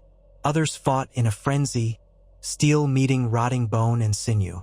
The whites pressed on relentlessly, hammered onward by the others' malevolent will. Then a shrieking call rose from the ranks of the dead, unearthly, piercing. Jon's blood ran cold. The swirling snow parted again, and he glimpsed something massive, a nightmare shape descending from the darkness above. A white eagle or bat, its eyes glowing the same blue as the others. It dove into the ranks of the living, raking with talons that dripped black ichor. Men screamed. "Gods be good," Ed muttered, stringing another arrow. First giants, then mammoths, now flying dead things. I should have stayed in the dungeons. Jon swallowed hard. He steadied his bow as well, knocking a flaming arrow. He aimed at the creature's silhouette, loosing at the apex of its dive. The arrow streaked out, a comet of flame in the night, but the white eagle twisted in midair, screeching. It narrowly avoided the arrow, though the fire singed one of its ragged wings. It circled away, shrieking its anger. Below, the slaughter continued. Jon burned to act, to do more than watch from above. But the wise course was to hold the wall, let the free folk fend for themselves. If the watch opened the gates for wildlings in the middle of a battle, they might usher in whites as well. Yet how long could they stand by? He took another shot, then another. His second arrow found a white skull, setting it ablaze. The creature stumbled, flailing before collapsing in a blackened heap. Several more men around him did likewise. Bolts and arrows rained down. Flaming pots of oil followed, but it was a meager comfort. The dead were many, and they did not tire. At the base of the wall, the giant mammoth roared, stamping its feet. Jon realized that the living giant who controlled it had turned the beast toward the others. The mammoth barreled forward in a desperate charge, trampling whites underfoot. But as Jon watched, one of the pale walkers danced aside in an impossibly swift movement. Its sword flicked upward, a glitter of cold. The mammoth's flesh froze where it was struck, turning a crackled white in an instant. The massive beast let out a groan of agony, its front legs crumpling. The giant upon its back roared in rage and swung a club at the walker, only to have his weapon shatter into icy shards. The walker glided forward, sword lancing through the giant's chest with cruel grace. In seconds, both mammoth and giant lay dead, limbs coated in eerie frost. The watchers above reeled at the sight. A hush of dread rippled through them. These were not enemies who bled and surrendered like men. These were ancient creatures of ice and death, unstoppable except by fire or dragonglass or Valyrian steel. Jon glanced at Longclaw's hilt. Castle-forged steel was not Valyrian, yet it was strong, sharp. Would it matter against such foes? He had heard rumors that Valyrian steel could kill others, but he did not know for certain if normal steel would fail. A sense of grim resolve settled over him. If the time came, he would find out for good or ill. Amid the swirling chaos, the wildlings began to break. Survival instinct warred with their desperation. Some threw down weapons and ran for the wall, pounding on the gates with raw fists, pleading for mercy. Others scattered into the night, pursued by whites who moved with tireless determination. The largest group tried to rally around a knot of fierce-than warriors and a tall man with a braided beard. Jon suspected it might be Tormund Giantsbane himself. He roared and swung a huge axe, cursing in the old tongue. Whites fell under his blows, but more closed in. A horrifying thought wormed into John's mind. Every wildling who died here would rise again as another wight, swelling the army of the dead. They could not afford such losses, not if they hoped to keep the dead from overrunning the wall entirely. Jeor Mormont seemed to share the thought. He barked orders, sending a group of black brothers down the tunnel behind the gates to hold it from the inside. They readied fire pits and steel at the narrow passage. "We can't let them breach," Mormont said to John, his breath ragged in the cold. "But we might need to let some through, or else watch them die and become more foes." The old bear's eyes were heavy with the weight of command. John swallowed. "We should open the gates for them. We can't fight a horde of wights made from these wildlings." Mormont gave him a sharp look. "If we open the gates, the wights might slip in too." He shook his head, wrestling with a brutal calculus. "We let them in small groups so we can burn the bodies of any that fall. That's the best we can do. Pass the word." "Yes, Lord Commander." John sprinted off, Ghost loping beside him. He found the men stationed at the interior gate, a massive iron portcullis that led to a stout wooden door with the cold tunnel beyond. Torches flickered on the walls. The men here were on edge, hearing the chaos echo. When John gave them the order, they hesitated, fear in their eyes. But they obeyed. They cracked open the gate just enough for a few wildlings at a time to squeeze through. The watchers lined the tunnel, torches in one hand, spears in the other. The first group stumbled in, battered and terrified. Some had savage burns or bleeding wounds. They pleaded for help, for mercy, for fire. One man collapsed on the spot, eyes rolling back as he succumbed to his injuries. Another tried to charge deeper, but the Black Brothers forced him back until he was searched for wounds that might kill and reanimate him. Harsh measures, but necessary. More wildlings poured in, a trickle at first. Above, the watchers rained arrows on the wights that gave chase. Whenever a corpse made it close to the gates, a flurry of flaming arrows forced it back. John darted between the outside ramparts and the tunnel, coordinating with as much composure as he could. He felt like he was spinning plates, each slip a potential doom. Ghost's presence steadied him somewhat. The dire wolf prowled, ears alert, snarling at any threat. In the swirl of madness, time lost all meaning. John did not know if an hour or half a night passed as the wildlings came in, battered by the undead. He glimpsed Tormund at one point, standing tall with blood coating his furs, roaring challenges at the walkers. The big man retreated slowly, hauling wounded free folk behind him, until finally he and a handful of others managed to squeeze through the gate. The Black Brothers slammed it shut again to stop a cluster of wights from following. "What in all seven hells are you crow lovers up to?" Tormund demanded, voice booming, chest heaving. "Let us through or we die out there." Jeor Mormont appeared, breathing hard. "Then die quietly if you can't obey. We open the gates in turns, when we can control it." Tormund bared his teeth, but he was no fool. "I, Old Crow, I see you're no coward." He turned and spat blood. "Where's Mance? We got scattered." John watched as one of the Black Brothers knelt to check a wildling woman who had collapsed, a spear in her side. She was already gone. Grim-faced men carried her body aside to be burned without delay. His gut twisted at the raw horror of it all. This was not a clean battle. It was a brutal test of endurance and cunning against an enemy that felt no fear, no mercy. Outside, the others advanced. Even from within the safety of the wall, John could see how the wights pressed relentlessly forward. The swirling mass of corpses fell upon the wounded, ripping, tearing. Any living soul outside the gate was doomed. Some wildlings tried to climb the ice themselves as they had before, but the wights dragged them down. Others collapsed from exhaustion or injuries only to rise again with glowing blue eyes. A shimmering wave of the dead crept closer to the wall. Jeor Mormont cursed. "We can't hold them off from atop if they gather at the foot. If they begin to climb in vast numbers." "Fire," John said suddenly, remembering old words from Samwell Tarly's letters. "If we can ignite the base of the wall or the ground near it, maybe with wildfire or pitch we can keep them at bay." Mormont's eyes narrowed. "We've used most of our pitch on the wildling assault, but there's some left. And we have a few casks of wildfire hidden away, courtesy of the Iron Throne's grudging supply. Could be done, though it's a risk to the wall itself." "It's that or let them keep coming," John said grimly. Better we crack the ice than let the dead overrun us. Mormont nodded. Ed, Pike, gather the men. We'll blow the tunnels under the ice if we must, but let's start with a ring of fire around the base. At once, men began to move, hauling casks of pitch and wildfire into position at the top. A series of winches and pulleys allowed them to lower some down. If they could spread it along the perimeter where the Whites massed, they might spark a blaze strong enough to hold them back. But it had to be done quickly before the dead swarmed too thickly. John helped prepare the lines. He worked side by side with Black brothers and wildlings who had come through the gate, now desperate enough to ally with the Crows. A handful of these free folk volunteered to rappel down the wall, carrying sacks of pitch. John was struck by their courage or desperation, dangling from a rope in the midst of a raging battle hundreds of feet above the ground.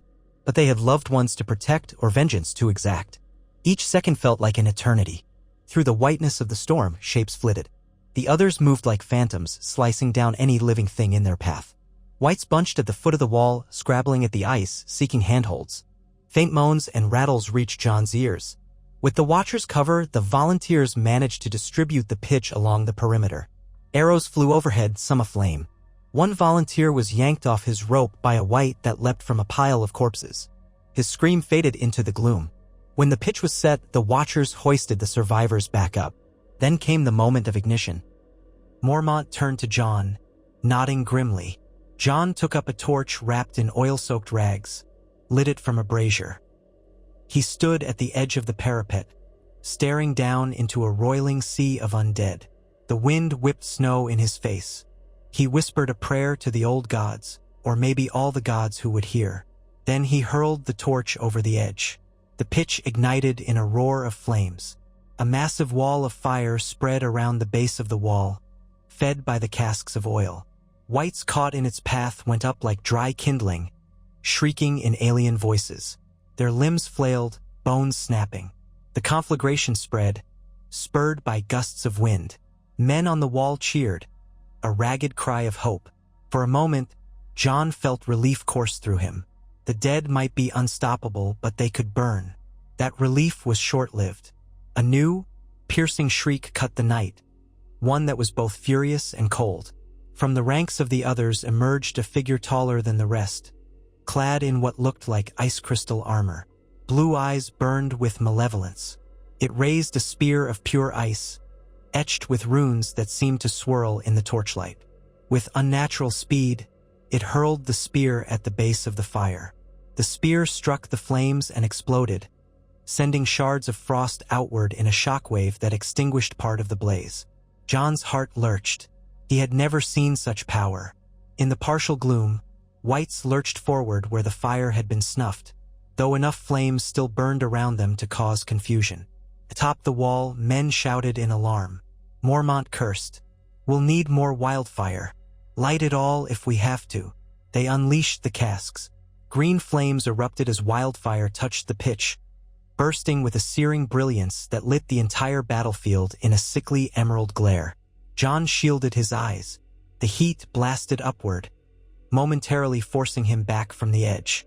Where the green flames licked, Whites were consumed instantly, their bodies collapsing into heaps of ash and scorched bone. Even the others drew back, the tall one with the ice. Spear stepped away as if wary of the wildfire's chaotic fury. The Watchers roared in triumph, though it was tinged with desperation. Below, the undead host churned, halting before the ring of Greenhill.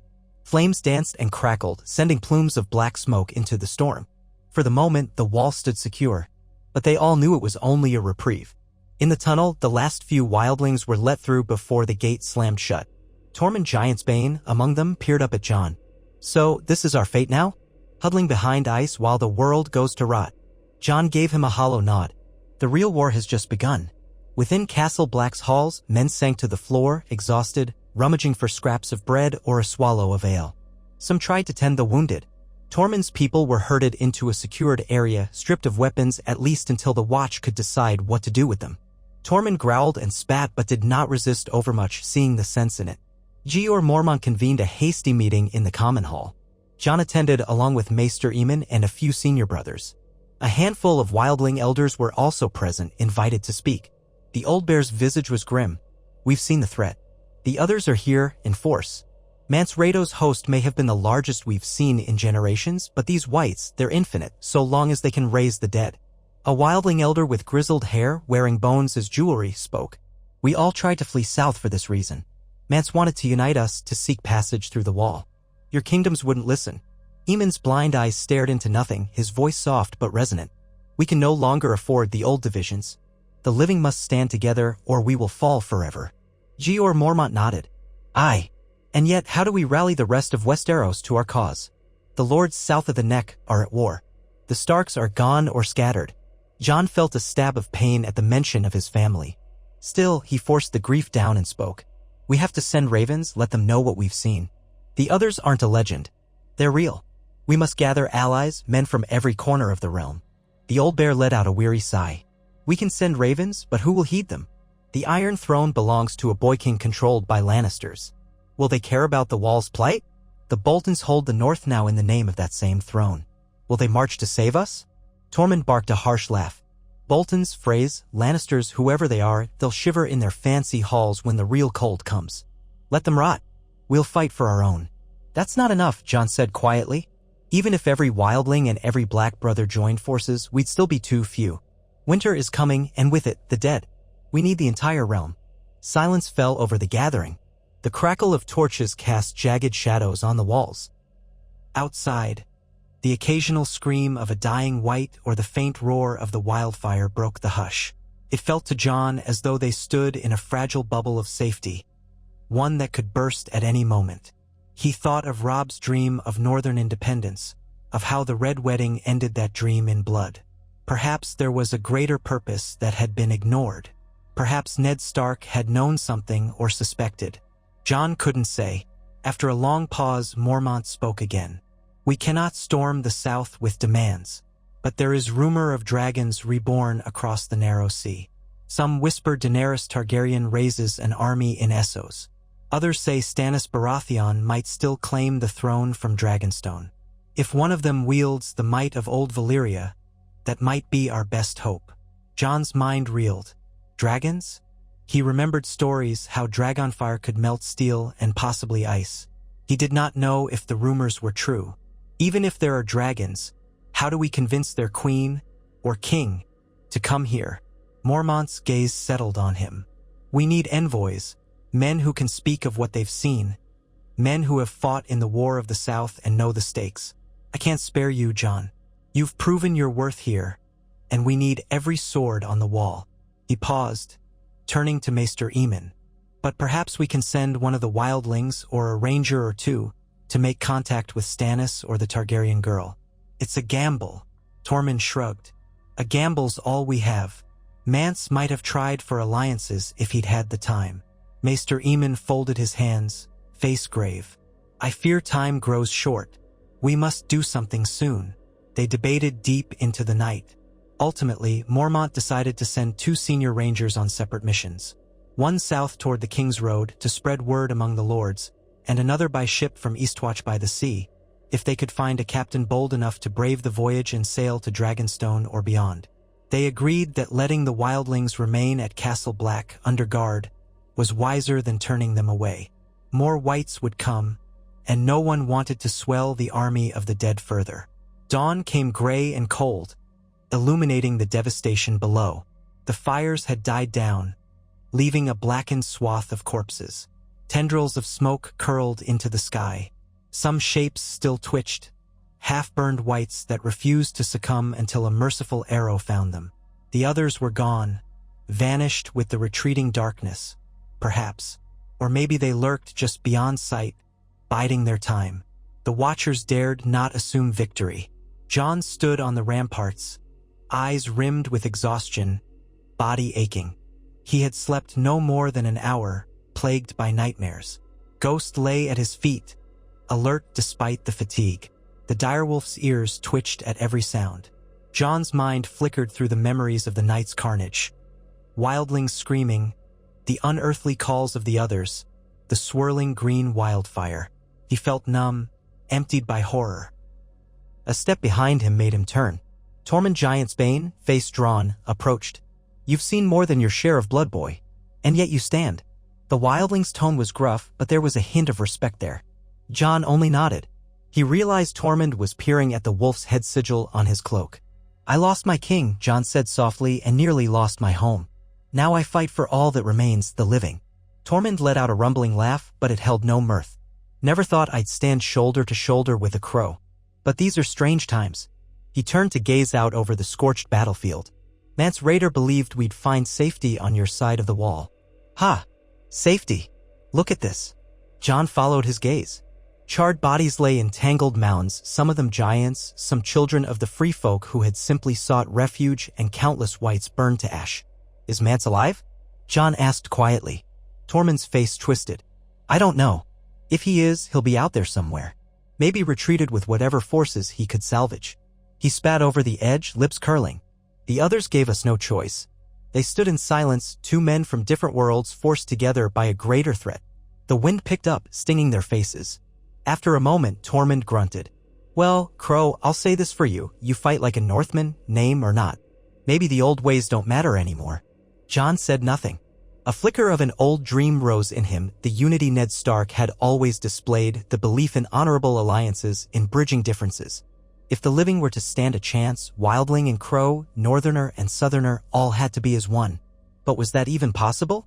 In the following days, the Watch fortified its defenses, bracing for another onslaught. They scoured the lands near Castle Black for any wandering wights. The Wildlings huddled in newly erected tents, guarded by Black brothers. There were skirmishes now and then with pockets of reanimated corpses. Some nights brought distant shrieks of ice. But the others did not mount another grand assault, perhaps stymied by the wildfire. Or perhaps they waited for deeper winter and deeper night. Jeor Mormont sent out the rangers as planned. One left for Eastwatch, hoping to find a ship bound for Dragonstone or beyond. Another headed down the King's Road, planning to beg aid from any lord still loyal to the north or fearful enough of the White Walkers to listen. Jon wondered if the Boltons would receive them or if they would simply laugh. The realm was a patchwork of betrayal and broken oaths. The capital had its new king, Joffrey, and stories spoke of a southern war that had ended in Lannister victory. The Tyrells of Highgarden stood with the Iron Throne. Dorne remained quiet. No one seemed likely to care about the threat at the world's edge. One morning, Maester Aemon summoned Jon. The old man sat in his tower chamber, a tiny brazier warming his fragile bones. Jon entered, pushing aside the heavy wooden door. Aemon's milky eyes turned toward him. You've endured a great deal, Jon, the Maester said softly. I hear the men call you Jon Stark sometimes, out of respect. Or Jon Snow, out of habit. Which do you prefer? Jon stood awkwardly by the brazier. It doesn't matter. My king, Robb, gave me the Stark name before he died. But there's no kingdom left. Only war and the dead. Aemon's thin lips curved in a faint smile. Names matter more than you think. They carry stories, hopes, legacies. Even in a time like this, stories can inspire. You must decide which story you wish to tell. Jon let out a slow breath. He thought of Ned, of Robb, of all the Starks who had fallen. The weight felt immense, crushing. I'm just trying to keep people alive. Aemon inclined his head. And that is noble. But do not forget who you are. There is power in identity, especially for those who lead. The men here look to you as do some of the wildlings. They see a young man with a dire wolf, a man who has fought the others and lived to speak of it. Do you understand the significance? Jon stiffened. I'm no Lord Commander, if that's what you mean. No, Aemon said. Not yet, at least. But the day may come when the realm needs someone who can unite it, or at least unite the North. The Boltons have betrayed the Starks, but the old families remember their oaths. If they see a living Stark, one who embodies the North's honor and has proven himself against the true enemy, his words drifted off, but the meaning was clear. Jon felt his pulse quicken. The idea was absurd. He had no claim, no desire to claim, no taste for ruling. Yet a part of him recalled how Robb had named him Stark in front of the Northern Lords, forging a new possibility in the midst of war. Was it all for naught, or was it a seed planted in darkness, waiting for a chance to grow? I only want to fight, he said at last, voice hushed to stand against the darkness. The crown, the seats of power, that's not my place. Maester Aemon dipped his head. Perhaps not. Still, the old gods and the new have a habit of choosing unlikely instruments. You remind me of someone I once knew, someone who bore a great burden in his heart yet pressed on. Keep your mind open, Jon. The world may surprise you. Jon left the old man's chamber feeling uneasy, haunted by thoughts of duty and lineage. Outside, he found Ghost waiting, silent and watchful. The dire wolf pressed his nose to Jon's hand as if sensing his turmoil. Jon scratched the wolf's ears, grateful for the wordless comfort. That same day, Jon joined a patrol venturing north of the wall to scout for signs of whites or others. He felt it was necessary to keep pressure off Castle Black to ensure they were not taken by surprise again. Tormund volunteered to come along, stating bluntly that he knew the lay of the land better than any crow. Jeor Mormont allowed it, hoping the uneasy alliance would hold. They set out at dawn, a band of 24 men, Black brothers, wildlings, and Jon leading them. The air was knife-cold, the sky overcast. They trudged through deep snowdrifts, Ghost prowling at their flank. The haunted forest stretched out before them, skeletal branches laced with ice. Tormund marched with purposeful strides, scanning every shadow. Hours passed in tense silence, broken only by the crunch of boots on snow. They saw a few scattered corpses torn apart by whites or animals. Crows picked at frozen flesh. At midday, the patrol stopped for a brief rest. They shared a meager meal of dried meat and hard bread. Tormund spat a piece onto the ground. Tastes like horse dung. Jon almost smiled. You prefer your horse dung fresh? That one a snort from the wildling. Might be warmer, at least. The men around them gave a few guarded chuckles, the first sign of humor in ages. Even the threat of the others could not extinguish life's smaller moments. They pressed on, forging deeper into the forest. Gnarled trees loomed overhead. The wind rustled the branches like brittle bones. Jon kept his sword loose in its scabbard, every sense alert. He had seen how quickly the dead could appear. One moment, silence, the next, a snarling corpse lunging from a drift. Around him, the Black brothers and wildlings wore expressions of shared anxiety and uneasy truce in the face of a worse enemy. Near dusk, they found a cluster of footprints leading west, large and oddly spaced. They followed, hearts pounding. Tormund bent to inspect them, running a broad finger over the indents in the snow. Big-footed bastard, he murmured. Giant, maybe? Or something else? They advanced warily, ghosting between frost-laden pines. Ghost let out a warning growl. Jon held up a fist, signaling the patrol to halt. All eyes scanned the gloom. Then they saw it, a giant sprawled in a clearing, half buried under a drift of snow, its skin a sickly gray. The head lolled to one side, eyes open but unseeing. The beast was clearly dead, but was it merely a corpse or a wight? Jon exchanged a glance with Tormund. The wildling nodded grimly. Two men stepped forward, torches in hand. Cautiously, they set the torch to the giant's body. The frozen skin crackled. For a moment, nothing happened. Then the giant's eyes glowed faint blue. A rasping hiss escaped its maw. The enormous arm jerked, fingers curling with hideous strength. One of the men cried out as the giant's hand closed around his leg. Spirit! Jon shouted, rushing forward. He slashed downward with long claw, biting deep into the creature's wrist. Black fluid spurted, though it was thick and half-frozen. Tormund drove his axe into the giant's torso. The white giant bellowed in a low register, flailing. Its grip loosened, allowing the trapped Black brother to scramble back. The rest of the patrol surrounded the thrashing giant, stabbing with spears and swords, trying to pin it. Torches pressed in, flames licking at the matted fur around the creature's shoulders. The giant let out a monstrous groan. At last, the fire caught, enveloping the massive frame in hungry orange tongues. Skin crackled and peeled, black blood hissing. Even half-buried, the giant fought with ferocious strength, nearly toppling two men before the flames took hold fully. The stench was indescribable. Jon stepped back, wiping sweat from his brow despite the cold. His heart hammered. If a single giant wight could cause such trouble, what of an entire host? Tormund cursed, shaking his head. They're taking everything we have, Crow. Every beast, every man they kill. It'll be the end of us if we can't stop them. No one spoke, but the weight of his words pressed upon them like a gathering storm. The patrol continued on, more vigilant than ever, soon deciding to turn back to Castle Black before night fully fell. They had no desire to face a horde of undead in the dark. On the way, they found more signs of carnage, a wildling hut torn apart, tracks of whites leading away, and no living souls to be found. Jon's gut churned. They pressed their pace, reaching the wall after moonrise. When they returned, Mormont listened to their report with a grim frown. No direct sign of another large army. Likely they've scattered, searching for more corpses to raise, he mused. But that means they might spring up anywhere. Jon felt an odd emptiness settle over him. We can't defeat them alone. We could man the wall from Eastwatch to the Shadow Tower, but it's not enough. The old bear nodded, gaze sliding over to Tormund, who stood among the Black brothers with a haunted look. Then we wait. We prepare. And we pray the ravens we sent bring allies, or at least a measure of caution among the southern lords. That waiting proved excruciating. The nights stretched long, and the sense of foreboding deepened. Sporadic battles flared whenever whites stumbled upon a patrol or tried to test Castle Black's defenses again. Sometimes the watchers glimpsed others at the edge of the forest, pale outlines that vanished if approached. Tormund grew restless, pacing the courtyard like a caged animal. Jeor Mormont grew more stooped, the weight of leadership bearing him down. News from the south came in drips, mostly bleak. House Bolton tightening its grip, House Frey preening under Lannister favor, the crown ignoring all pleas from the Watch. Sansa Stark was said to be in King's Landing, betrothed to some Lannister creature. Arya Stark was rumored dead or missing. Winterfell lay in ruins, a shell haunted by crows and memories.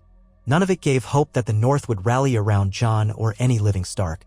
The realm seemed drowned in betrayal and despair. But one dawn, after a frigid, silent night, a horn blast signaled a rider from the south. Jon rushed to the gate, heart pounding. Could this be the ranger returning with good news? Or was it another refugee, another broken soul? The portcullis creaked upward. Through the swirling snow rode a single man in battered black armor, leading a small caravan of supplies. More figures followed, a handful of men-at-arms in cloaks of dark gray and pale silver. Their banners were torn and dusted with frost. Jon's breath caught, he recognized the device, a crown stag, sigil of House Baratheon, quartered with a fiery heart. Stannis. Or more precisely, Stannis's men. He rushed forward, Ghost at his heels.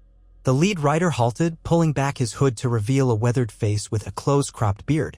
His eyes were hard but not unkind. Are you the one they call Jon Stark? Jon blinked, exchanging a glance with Tormund, who hovered nearby. Jon Snow, he said carefully. Stark in name once, but yes. Who are you? I'm Davos Seaworth, the man said. Sometimes called the Onion Knight. I come on behalf of King Stannis Baratheon. Jon's mind reeled. King Stannis? But we heard little of him, only that he was in Dragonstone or Storm's End. How did you come here? Davos dismounted stiffly. A maester reached Dragonstone with word of the threat at the wall. Stannis listened. He's rallied what ships he could, brought men north. We sailed to Eastwatch. The roads are treacherous, but we've come as quickly as we could. He paused, scanning the courtyard. We've come to help. In Jon's chest, hope stirred. Actual, tangible help from the south, from a man who claimed the Iron Throne by right of blood. It seemed impossible, yet here they were. Jeor Mormont appeared, his expression guarded, but Jon could see the relief flicker in his eyes. You're welcome at Castle Black, Ser Davos. I am Jeor Mormont, Lord Commander of the Night's Watch. Where is Stannis? Davos inclined his head. He camps east of here, at the bay near Eastwatch. He sent me ahead to speak with you. More troops are on the way, but we move cautiously. The wild seas delayed us.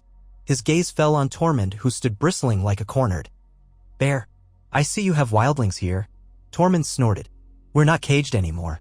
We fight the dead, not you southern kings. Though if Stannis wants a piece of Tormund Giant Bane, he can step forward and take it.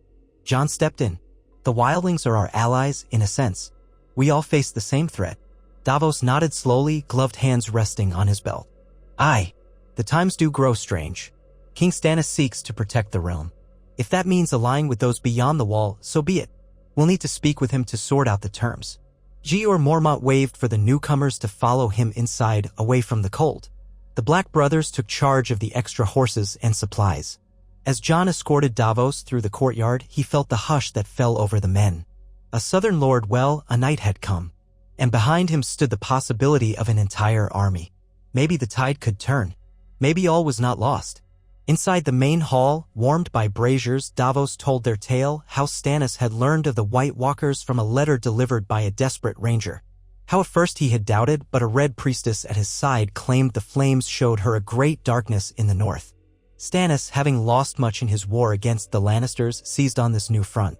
He believed if he saved the realm from the others, the lords would rally to his claim. A cynic might say it was ambition disguised as duty, but as Davos put it, better an ambitious man on our side than no man at all. Mormont listened intently. Tormund spat once or twice, but kept his silence. Jon asked questions about the size of Stannis's host. Davos admitted it was not large, perhaps a few thousand men, but disciplined, loyal, and bolstered by the Red Priestess's magic. Melisandre, she was called.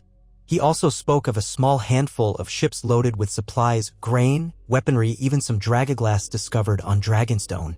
Dragoglass could kill White Walkers. Jon felt a spark of excitement. It was real. They had a fighting chance. But Stannis expects fealty, Davos said, tone cautious. He means to be the rightful king on the Iron Throne. If he saves the North from the others, he'll want the North's loyalty and the loyalty of the wildlings, too, if they'll bend the knee. Tormund let out a sharp laugh. You want free folk to kneel to a southern king? Might as well ask the sun not to rise. Jeor Mormont's eyes flicked to Jon as if to say, here is your test. Jon cleared his throat, addressing Tormund. We need allies, Tormund. If King Stannis is willing to let your people pass the wall, if he's offering a place in the realm, might that not be worth bending a knee just once? Tormund's broad face flushed. I kneel to no man. Davos interjected quietly, men who do not kneel to Stannis might kneel to the White Walkers in death. We don't have the luxury of pride, my friend. A taut silence followed. Tormund scowled but said nothing more. Jon recognized the frustration in his eyes. The free folk had always valued their independence above all. But they had never faced an apocalypse of ice before. Stannis offered a chance at survival at a cost. They spoke long into the night, hashing out the details. Davos planned to bring Stannis to Castle Black for a formal meeting with Mormont and the wildling representatives. Meanwhile, the men of the Watch would help secure Eastwatch for the Baratheon fleet. The Red Priestess, Melisandre, would come as well, bringing her own brand of magic. The very notion made Jon uneasy, but the times were desperate. Exhausted but hopeful, Jon emerged from the meeting to find Tormund waiting in the corridor, arms folded across his chest. The big wildling stared Jon down. You're asking too much of my people, he growled. We came here to flee the cold. Now you want us to swear to some southern king. Jon met his gaze evenly. I want you to survive. This is the only way. The wildling's face softened. Just a fraction. Maybe it is. But you best be ready for a fight when my folk hear these terms. We're not sheep. Nor are we, Jon said. He reached out, tentatively clapping Tormund's shoulder. If there's another way, tell me. Tormund said nothing, just shrugged off Jon's hand and turned away, trudging back to the area where the wildlings camped. Jon watched him go, a pang of sympathy tugging at him. For all their differences, he respected Tormund's blunt honesty. In another life, they might have been enemies. Now they were allies of necessity, bound by the chilling knowledge of the threat that lurked beyond the wall. Word spread quickly through Castle Black. Stannis Baratheon was coming, with men and ships and dragonglass. A subdued thrill rippled among the Black brothers, though some eyed the wildlings warily, uncertain if this alliance would hold. The free folk, for their part, muttered about new kings, new forms of bondage. But most recognized the truth. Any chance at living beat the certainty of joining the army of the dead. Jon tried to sleep that night, but images churned in his mind. The White Walkers, Robb's death, Bran and Rickon's burned bodies, the ruin of Winterfell. Then a new vision. Dragons overhead, scorching the ice. He could almost feel the heat. In the dream, a tall figure in black was at his side, forging a burning sword. Was it Stannis or someone else? He woke drenched in sweat, heart pounding. He went to the yard, found Ghost, and together they walked the ramparts, snow crunching underfoot.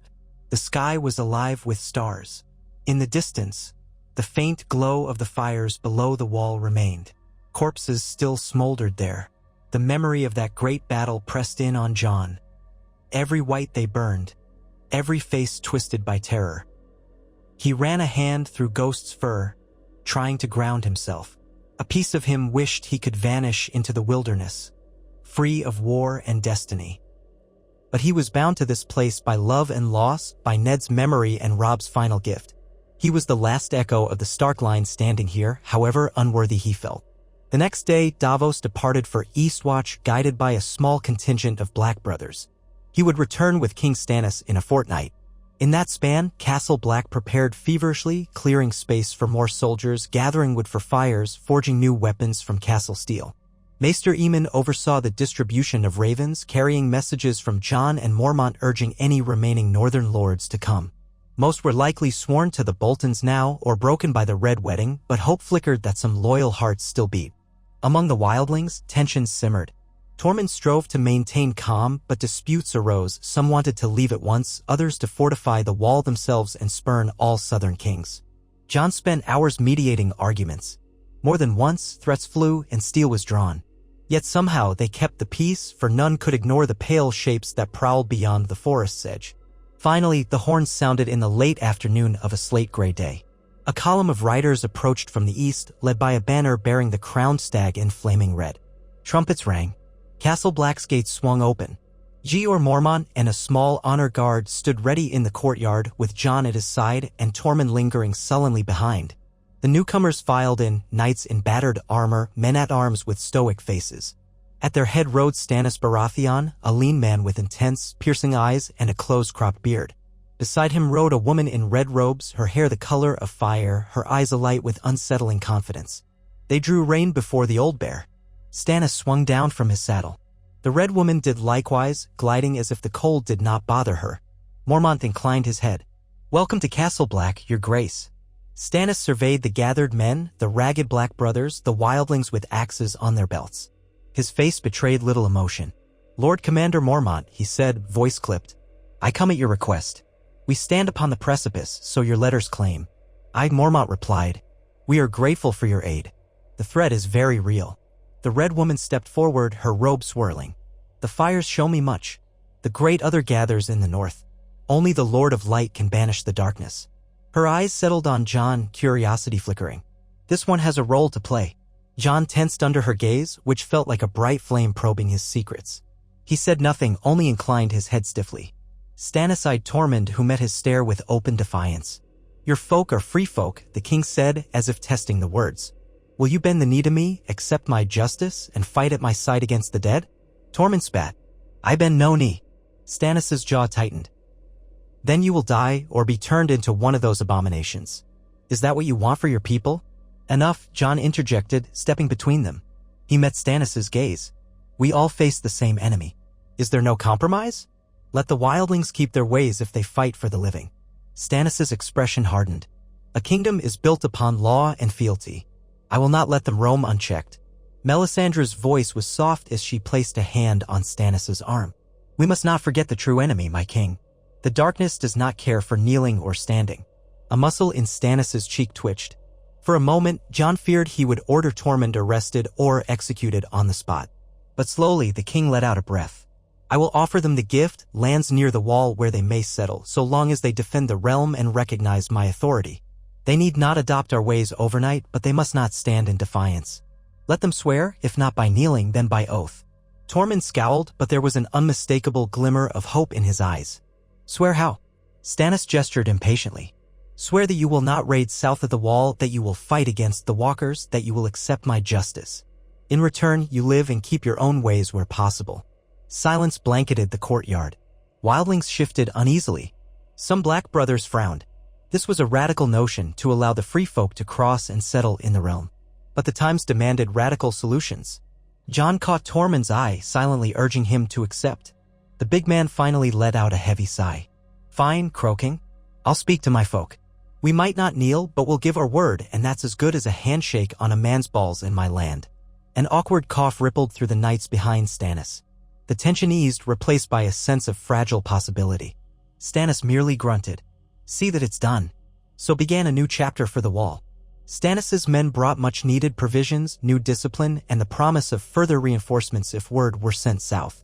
The Red Priestess's presence unsettled many. She spoke of Lawler and the coming of a great champion. Sometimes at night, flames danced in her brazier, casting strange shadows across the yard. Men whispered that she could birth shadows, that she saw visions in the fire of a man with a dire wolf or a sword of flames. Jon tried not to dwell on it. He focused on training both wildlings and black brothers for the next battle because they all knew the others would return. Days turned to weeks, each one fraught with uneasy alliances.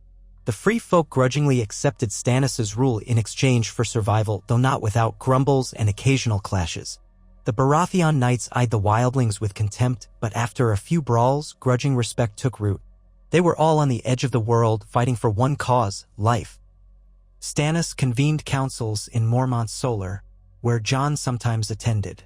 They reviewed maps of the north, discussing how to rally more men against the White Walkers, how to retake Winterfell from the Boltons eventually. At the mention of Bolton, Jon felt a surge of anger. Ramsay's cruelty was known, and Roose's treachery had doomed Robb. The thought of them ruling from the seat of House Stark was a knife in his soul. Once, he might have led men to reclaim it, but duty to the wall came first. Or did it? Melisandre often stared at Jon during these councils, as though reading secrets in his face. She spoke cryptic words about prophecy. The prince that was promised, Azor Ahai reborn. Stannis accepted her devotion, though Jon sensed a weary tension in him. The king was not a man of easy faith. He wanted results, victory, a united kingdom. If Melisandre's god granted that, so be it. As the nights grew colder, ravens arrived with scattered news. House Manderly considered responding to Stannis's call. The Karstarks wavered, having partly aligned with the Boltons. The Umbers might be persuaded if shown proof of the other's threat. Throughout it all, Jon found himself viewed by some northern lords as a curious figure. Bastard turned Stark by Robb's decree, now allied with the Watch and a southern king. Some wrote with cautious interest, others with scorn. The question of whether Jon might someday claim Winterfell hovered in the air. But Jon never pressed it. Each day, as he patrolled the ramparts, he recalled Maester Aemon's words, "Do not forget who you are." Perhaps he was a Stark, but right now he was a man of the Night's Watch in all but oath, and the Watch had a war to fight. Winter was coming, and the dead came with it. One evening, after a grueling day of training and negotiations, Jon retreated to the top of the wall, needing a moment alone. The wind sliced at his cheeks. Ghost trotted alongside him, tail high, breath steaming. The view was stark and endless. Snowfields and forests rolling away to the horizon. Down below, he could see the faint glow of fires, men standing watch, the shapes of tents where wildlings now camped within the safety of the wall's shadow. Everything had changed, yet the real battle still waited. He heard footsteps crunch behind him. Melisandre approached, robes of red and gold shimmering in the last rays of twilight. The cold did not seem to touch her pale skin. She stood beside him at the edge, gazing north. "You dwell often on the past, Jon Snow," she said softly. He kept his eyes on the horizon. "I think on what I've lost. My father, my brother, my home." She studied him, her coppery hair stirred by the wind. Loss can be a crucible. Some break under its heat. Others are forged into steel. The Lord of Light has tested you. Jon exhaled a frosty breath. "I don't know about your Lord of Light. I only know we face an enemy that wants to destroy us." Her red eyes gleamed with an otherworldly light. "That enemy is darkness incarnate. Fire is our only hope. Did you know Azor Ahai forged Lightbringer after 3 failed attempts, each requiring the sacrifice of what he loved most?" She paused, letting the words linger. "The prince that was promised will do the same, or so the ancient prophecy says." "I'm not a prince," Jon murmured, uneasy. He felt her gaze like a physical weight. She smiled, but there was sadness in it. "We are all just pieces on the board, Jon Snow. The Lord of Light moves us as he wills. You may not believe, but the flames do not lie. They show me you, standing against the cold, a sword of fire in hand, a direwolf by your side. Perhaps it is only metaphor, or perhaps you are meant for something greater than you can imagine." Jon's throat felt tight. The idea of some cosmic destiny frightened him more than he cared to admit. "I'm only doing my duty." "Sometimes duty and destiny are the same," she said. "When the time comes, remember that even steel must pass through the fire to become a sword." He had no reply. Silence fell between them, broken only by the wind moaning across the ice. At length, Melisandre turned and departed, her crimson robes trailing behind her. Jon remained, staring at the wilderness. He thought of the crypts beneath Winterfell, the old kings of the north resting in darkness, waiting for the day their line might be restored. He felt a ghostly whisper of Ned's voice, reminding him to be true to himself, to protect the living. If prophecy demanded something of him, he did not know if he could answer. But he would fight because he had to. Below, the fires glimmered. Beyond, the others lurked. And somewhere in the deep night, fate stirred like a restless beast. Perhaps the dragons across the sea would come. Perhaps Stannis would bring all the might of the south. Or perhaps they would stand alone, the last defenders of life. Jon bowed his head, the weight of all that was lost and all that might be to come pressing on his heart. Duty was a bitter draught, but he would drink it to the dregs, for that was the legacy he had inherited, from House Stark and from the Night's Watch. He whispered into the cold, "Winter is coming," and with that, he turned from the edge, leading Ghost back down the steps, readying himself for whatever dawn would bring. Jon woke the next day to a bleak dawn, the sky choked with gray clouds and the wind keening through the towers of Castle Black. Winter pressed harder with each passing moment, as though the very air remembered the footsteps of the others and recoiled in dread. Yet life at the wall carried on. For all the men and women who had gathered here, routine was the only shield against despair. Jon rose from his small cot, dressed in layers of wool and leather, and strapped Longclaw across his back. Ghost trailed him, silent as a wraith, as he headed out into the courtyard. Torches still burned around the perimeter, their flames dancing in the gloom. Overnight flurries had left a thin coat of powdery snow on every surface. Soldiers of Stannis' host, men wearing the crown stag or the flaming heart, huddled near braziers, sharing quiet talk. Black brothers strode between them, adjusting to the influx of new arrivals at Castle Black. Near the far wall, Tormund Giantsbane spoke in low tones with a knot of free folk, their breath steaming in the icy air. From the way Tormund gestured, brow-knitted, Jon guessed they were still muttering about Stannis' demands. Jon approached a brazier where a few of Stannis' knights stood. They regarded him with guarded curiosity. That was how most Southerners viewed him, a curiosity. He carried the name Stark by Robb's decree, but wore black garb much like a sworn brother. And there was the direwolf at his heels, red-eyed and silent. It was easy to see how men found him unsettling. He offered them a nod, receiving only faint murmurs in return, and continued on his way. He found the old bear soon enough. Jeor Mormont paced near the stables, conferring with two of his senior officers. His bearded face was set in stern lines. When he spotted Jon, he beckoned him closer. "More news from Eastwatch," Mormont said, gesturing at a parchment. "A few more ships of Stannis' have docked. Some men from the Narrow Sea, mercenaries mostly, and a pair of knights from the Stormlands. They're bringing supplies, grain, salted fish, a little steel. Also casks of dragonglass from Dragonstone."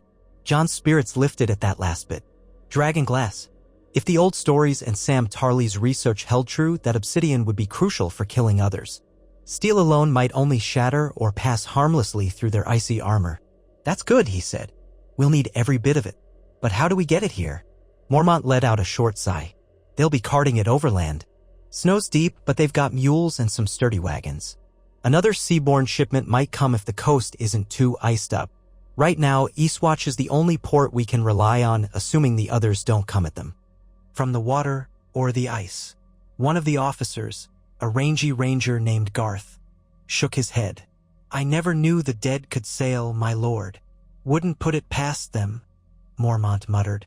"Any of you recall that rumor about whites washing ashore along the frozen shore, or coming across the shivering sea on rafts of ice? The free folk speak of such things." Jon felt a chill unrelated to the wind. He had heard Tormund's wild tales. Creatures that crawled from black waters, half-eaten corpses with blue eyes. "We won't discount anything," he said quietly. Mormont grunted in agreement, tucking the parchment away. Then his gaze settled on Jon. "How go things with Tormund's people?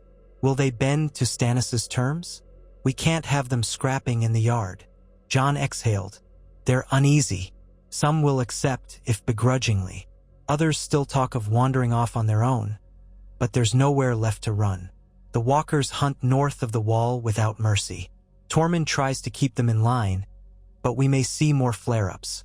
Old grudges die hard." Mormont nodded, brow furrowed. "So be it. Keep at them. You have a knack for bridging these differences." Jon offered a rueful smile. "I'm no Lord Diplomat. You're as close to one as we have," Mormont said bluntly. "Go on. I'll see you at midday in the Common Hall. King Stannis and I want to discuss the next steps, particularly how to distribute the new arrivals. The Watch needs manpower, but the wildlings need land. It all needs sorting." Jon bowed his head. "I'll be there." He and Ghost parted ways with Mormont and trudged across the yard. Smoke curled from the chimneys of the mess hall and armory. Near the gates, A few black brothers oversaw what seemed to be more wildlings passing through.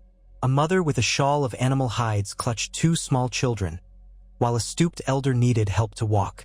They all looked half-starved and terrified. The watchers examined them for bites or wounds, any sign that might mark them for reanimation if they died. 2 nights ago, a wildling had collapsed just inside the gate, only to rise white-like within the hour. Since then, the watch had tightened their checks. The mother shot John a frightened glance. He inclined his head, trying to appear reassuring, but she flinched all the same. He recalled how these folk had been taught to fear crows as much as the White Walkers. Their entire worldview was fracturing now, forced into uneasy alliance with the men behind the wall they hated. Yet it was the only path that did not lead to certain doom. He took a few steps closer, pulling a small chunk of dried meat from his pouch.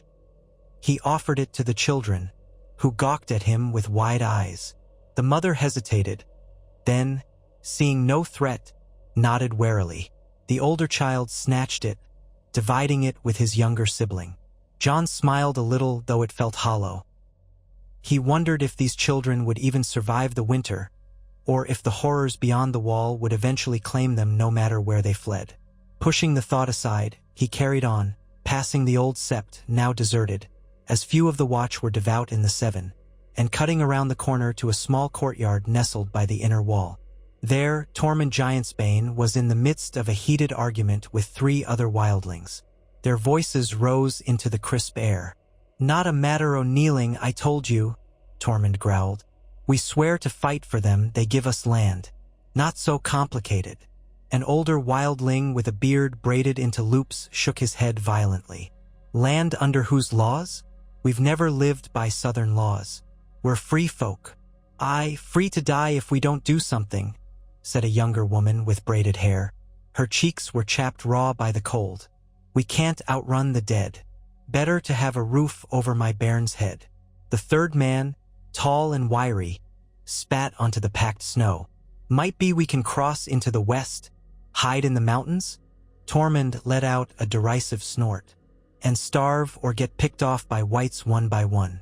Or be found by crows who'll think you're raiders." He spun around, spotting John. "Here's the man you should ask. Stark or Snow, whichever name he's wearing." The wildlings turned.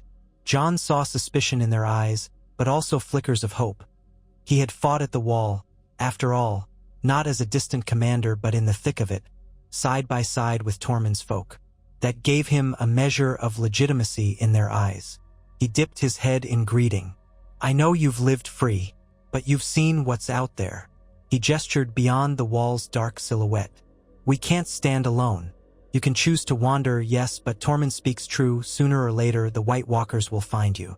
Here, at least, we have food, walls, and men to fight beside you. Stannis offers land south of the wall, not a prison." The older man let out a harsh breath.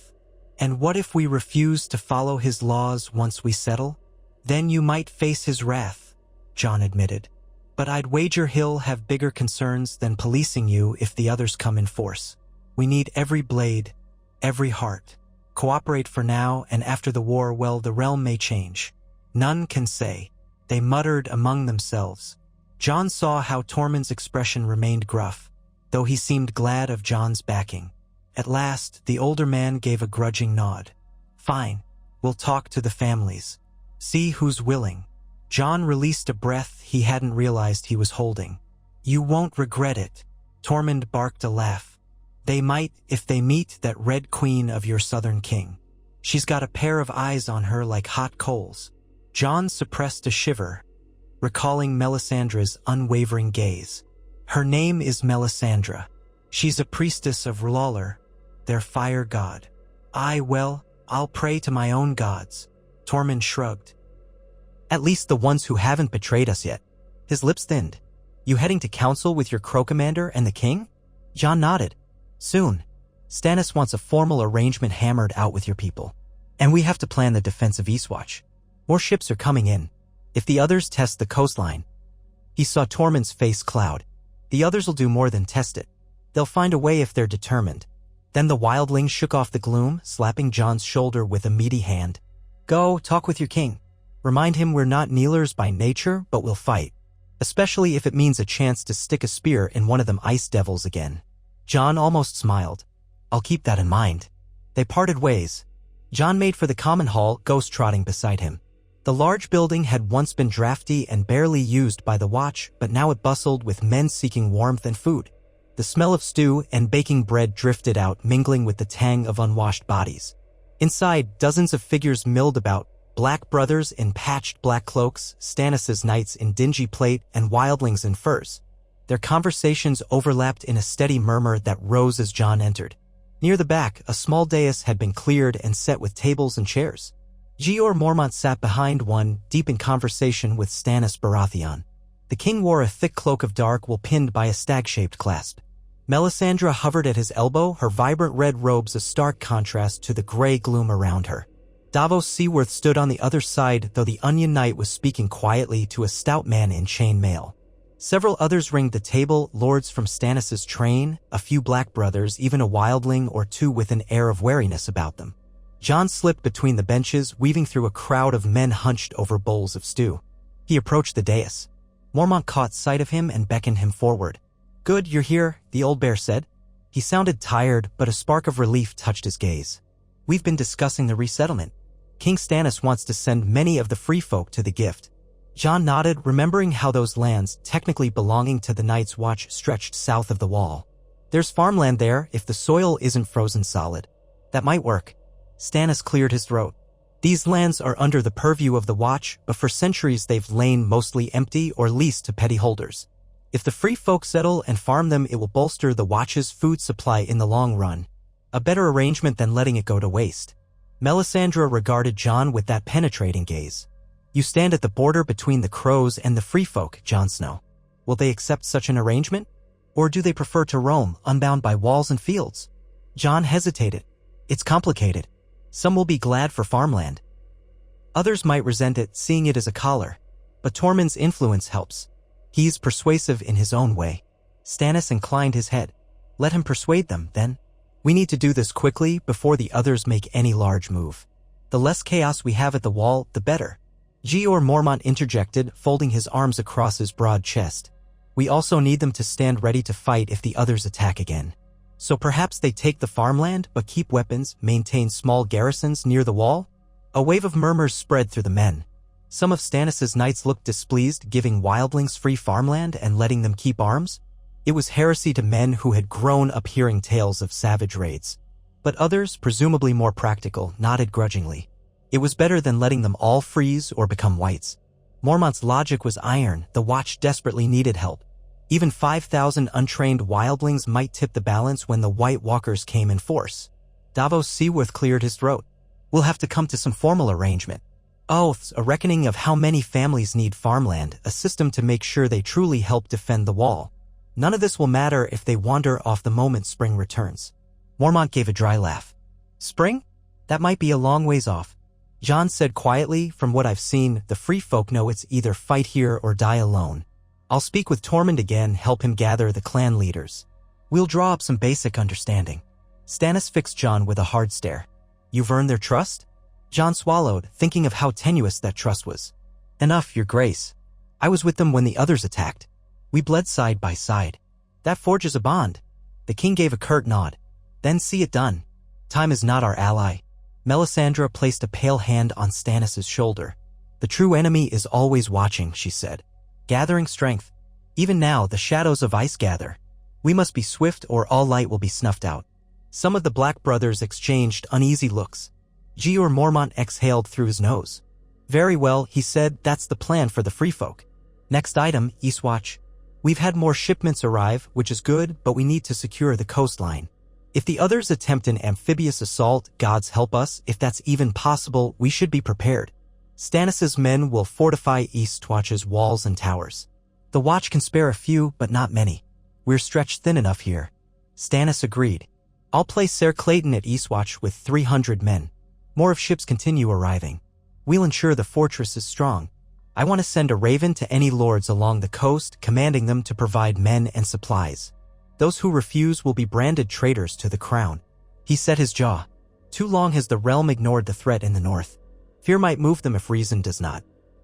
Jon listened, half impressed by Stannis' relentless will. The man was rigid as iron, unwavering in his sense of right and duty. Perhaps that made him the only Southern king who could understand the Watch's plight. Yet Jon worried about how that same rigidity might clash with the wildlings' free ways.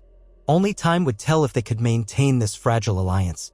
They spent another hour discussing logistics, how many to station at the Shadow Tower, how many wagons to send south for supplies, what signals to use if the others came from the west. By the time the meeting ended, Jon's head throbbed with the complexity of it all. War councils in Robb's camp had been simpler: gather the men, march, fight. But this was not a war of simple battles. It was a war of survival against an enemy that did not negotiate, did not tire, did not rest. As the gathering dispersed, Stannis beckoned Jon aside. The king's sharp eyes narrowed as he studied Jon. "You've proven yourself capable, Snow. Or should I call you Stark?" He shrugged off the question. "In any case, you and your dire wolf have some respect from the free folk. That's valuable." "I only did what I had to," Jon answered. Stannis nodded slowly. "You remind me of your father, Eddard Stark, in that way. Ned was an honorable man, perhaps too honorable for the Game of Thrones, but we need men like that in these days. I want you to continue helping me with the wildlings and with the Northern Lords. Some may be more inclined to follow a Stark name than a Baratheon one. I can be flexible if it cements the North under my rule." Jon felt a ripple of discomfort. "I'm not looking to rule anything, Your Grace. My father never." Stannis raised a hand. "I'm not offering you a lordship yet if that's your concern. But I'd be a fool not to see that you're a potent symbol. You can open doors that remain closed to me." He paused, glancing over at Melisandre, who lingered near the table. "Besides, the Red Woman believes you're important in some prophecy. I don't place my faith blindly in that, but I won't dismiss it either." Jon stiffened. "I serve the Wall, my father's memory, and the living. That's all. Then serve me in that capacity." Stannis' voice dropped. "Help me bring the North under one banner so we can face the true enemy at full strength." "Is that so hard to accept?" Jon hesitated, recalling how Robb had declared him a Stark in front of the Northern bannermen. Robb's voice had trembled with passion, naming him brother in life and arms. That gesture had died with him at the Red Wedding, or so Jon had believed. But here stood another king, hinting that the Stark name could be used again if it served his cause. Jon nodded once, guarded. "I'll do what I can to protect these lands, sire. That's the truth." Stannis studied him, then gave a curt grunt. "Very well. Dismissed." Jon left with Ghost padding at his side, heart heavy. He did not relish the idea of using the Stark name as a political tool, but he knew the North needed uniting. If that meant swallowing pride and working with Stannis, so be it. The alternative was letting the Boltons and the Freys have their way while the others devoured them all from the north. Duty, he told himself. Always duty. Outside, a fresh gust of wind stung his cheeks. He blinked away the dryness in his eyes, adjusting his cloak. Something told him the real storm was yet to come. The next weeks settled into a tense routine. Tormund and his lieutenants conferred daily with Jon, hammering out the details of which clans would move to the Gift, how they would group themselves, and which among them would remain near the Wall to fight. It was a massive undertaking. Thousands of free folk had gathered in the wake of Mance Rayder's push, though many had died or scattered. Those who survived were hungry, exhausted, and traumatized. Some stubbornly insisted they would not leave the north side of the Wall, so Tormund cajoled them, or threatened them, or both. Gradually, convoys began departing Castle Black, carrying wildling families south to the Gift, escorted by Black brothers and occasionally a handful of Stannis' knights. They traveled in ragged columns, many on foot, leading scrawny goats or ponies. Jon oversaw the first convoy's departure. Though the families eyed him warily, he tried to project calm, reminding them that farmland and safety waited beyond the bleak snows. Whether it was true safety, he did not know. Even 100 miles south might not be enough if the Whites overran the Wall. As the convoys left, the population inside Castle Black eased slightly, though Stannis' continuing influx of soldiers and supplies kept the courtyard bustling. More knights arrived from the east, battered from storms at sea, bringing news that the narrow sea was beginning to ice in patches. Reports filtered in of odd sightings, dead whales rotting on the shore, half-eaten by Whites, or ghostly silhouettes drifting on the sea currents. Winter pressed in from all sides. One morning, Jon was helping Maester Aemon in the rookery, assisting with the feeding of ravens, when a horn blast resounded from the yard. His heart lurched. Horn calls had become a dreaded alarm. Rushing down the tower steps, he found a knot of men at the gate. The heavy doors were open, revealing a swirl of fresh snow outside. In rode a half-dozen men in black cloaks, followed by a few more in plate armor bearing the flaming heart of the Lord of Light. All of them looked half-frozen. Jon recognized one of the black-cloaked riders, the ranger Mormont had sent south to bring news to the lords of the north. The man nearly fell from his horse, and Jon caught him, steadying him. "What is it?" he asked urgently. "Are you wounded?" The ranger's face was pallid, lips cracked by the cold. "Attacked," he rasped. "Bolton men turned us away from the dread fort. Called us traitors. We had to ride the long way, try to reach smaller holds." He broke off, coughing violently. Men gathered around, among them Stannis's knights. The ranger pressed on, voice raw. "Some mountain clans listened. Some gave us bread, promised to send men. But others fear the Boltons. They'd as soon stay hidden. There's talk that Lord Bolton marches on the Barrowlands, consolidating power. They might march on us eventually." Jon felt a surge of anger. So the Boltons threatened those who dared heed the Watch's call? Typical of a house that knew no kindness. "Rest," Jon told the ranger, guiding him toward a bench. "You've done well." A second rider, a knight in Stannis's colors, dismounted with a grunt. He carried a sheaf of letters, half damp from melted snow. "We tried to treat with some of the lords around Winterfell," he said grimly. "But the castle stands under Bolton rule. Lord Roose has installed that bastard son of his, Ramsay, as castellan. They say the old fortress is being rebuilt, garrisoned by men loyal to the Dreadfort." Jon's stomach twisted. The thought of Ramsay Snow, Ramsay Bolton now, holding court in the halls of Winterfell was nearly unbearable. He imagined him prowling the crypts, defiling the memory of House Stark with his cruelty. Ghost sensed his agitation, growling softly. "What of the small folk near Winterfell?" Jon asked. "Do they bow to the Boltons out of fear?" The knight nodded. "Many do. The Boltons send flayed corpses to villages that resist. Still, some are rumored to hold out hope for the return of a Stark." He eyed Jon meaningfully. "But they can't openly defy the Warden of the North." The gathered men muttered. Stannis himself arrived then, stepping through the onlookers. His face was carved in stone, jaw set. So Roose Bolton tightens his grip, calls himself the rightful warden. The Iron Throne recognizes him. His tone was scornful. "Let them. I will deal with the Boltons in time." Jeor Mormont joined them, brow creased. "We can't fight a full-scale war on top of the wall's defense," he said quietly. "If you march south to Winterfell, the others might strike in your abs."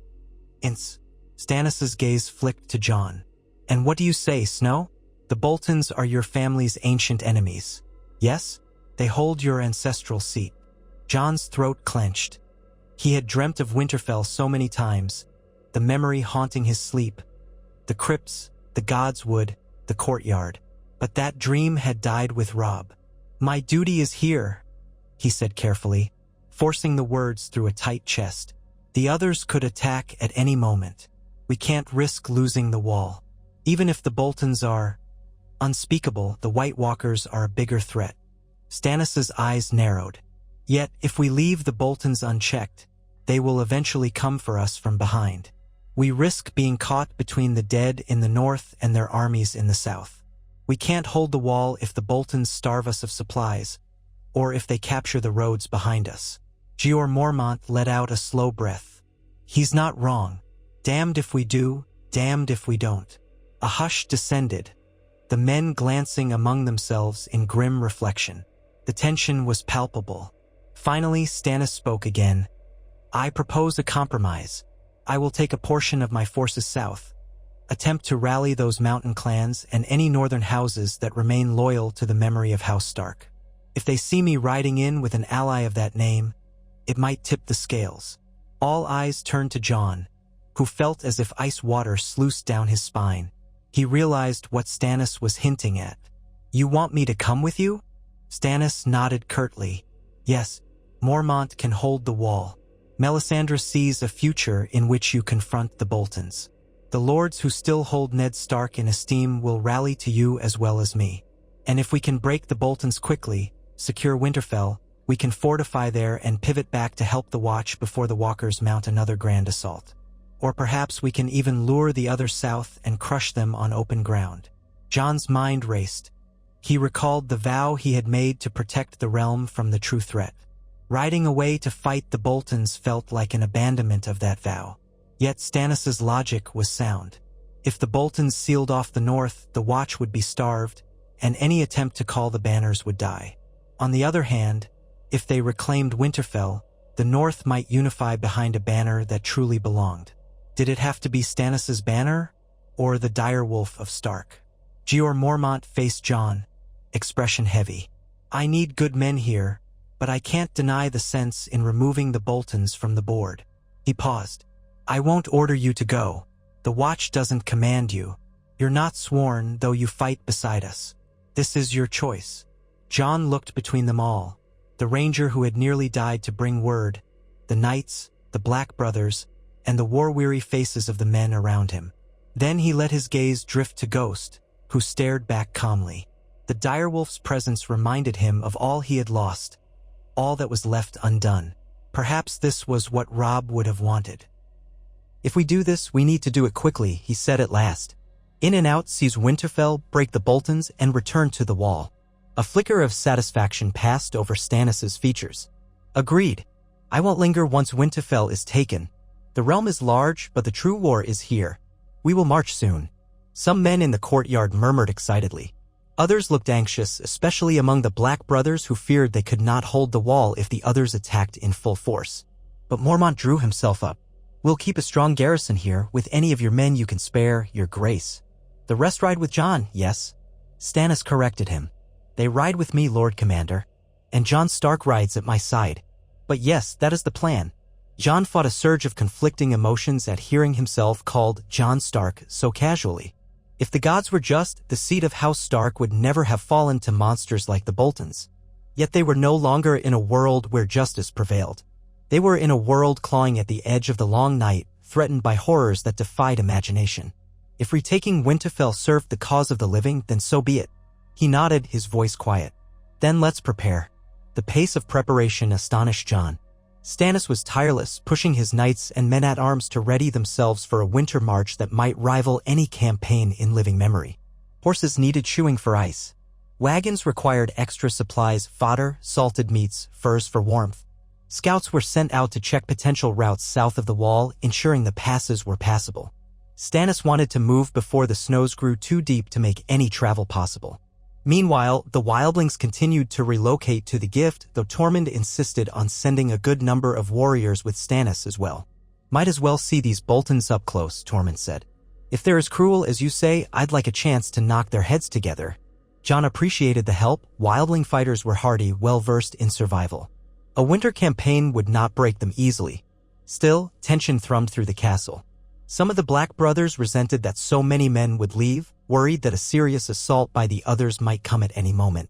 Jeor Mormont did his best to calm those fears, ensuring that the garrison at Castle Black included a decent fraction of Stannis' force. Eastwatch was reinforced, too. Yet in hushed corners, men whispered that they would be overwhelmed if the White Walkers returned in force. Jon had no comforting words. The risk was real. On the eve of departure, Jon walked the ramparts, consumed by doubt. The moon hung low behind ragged clouds.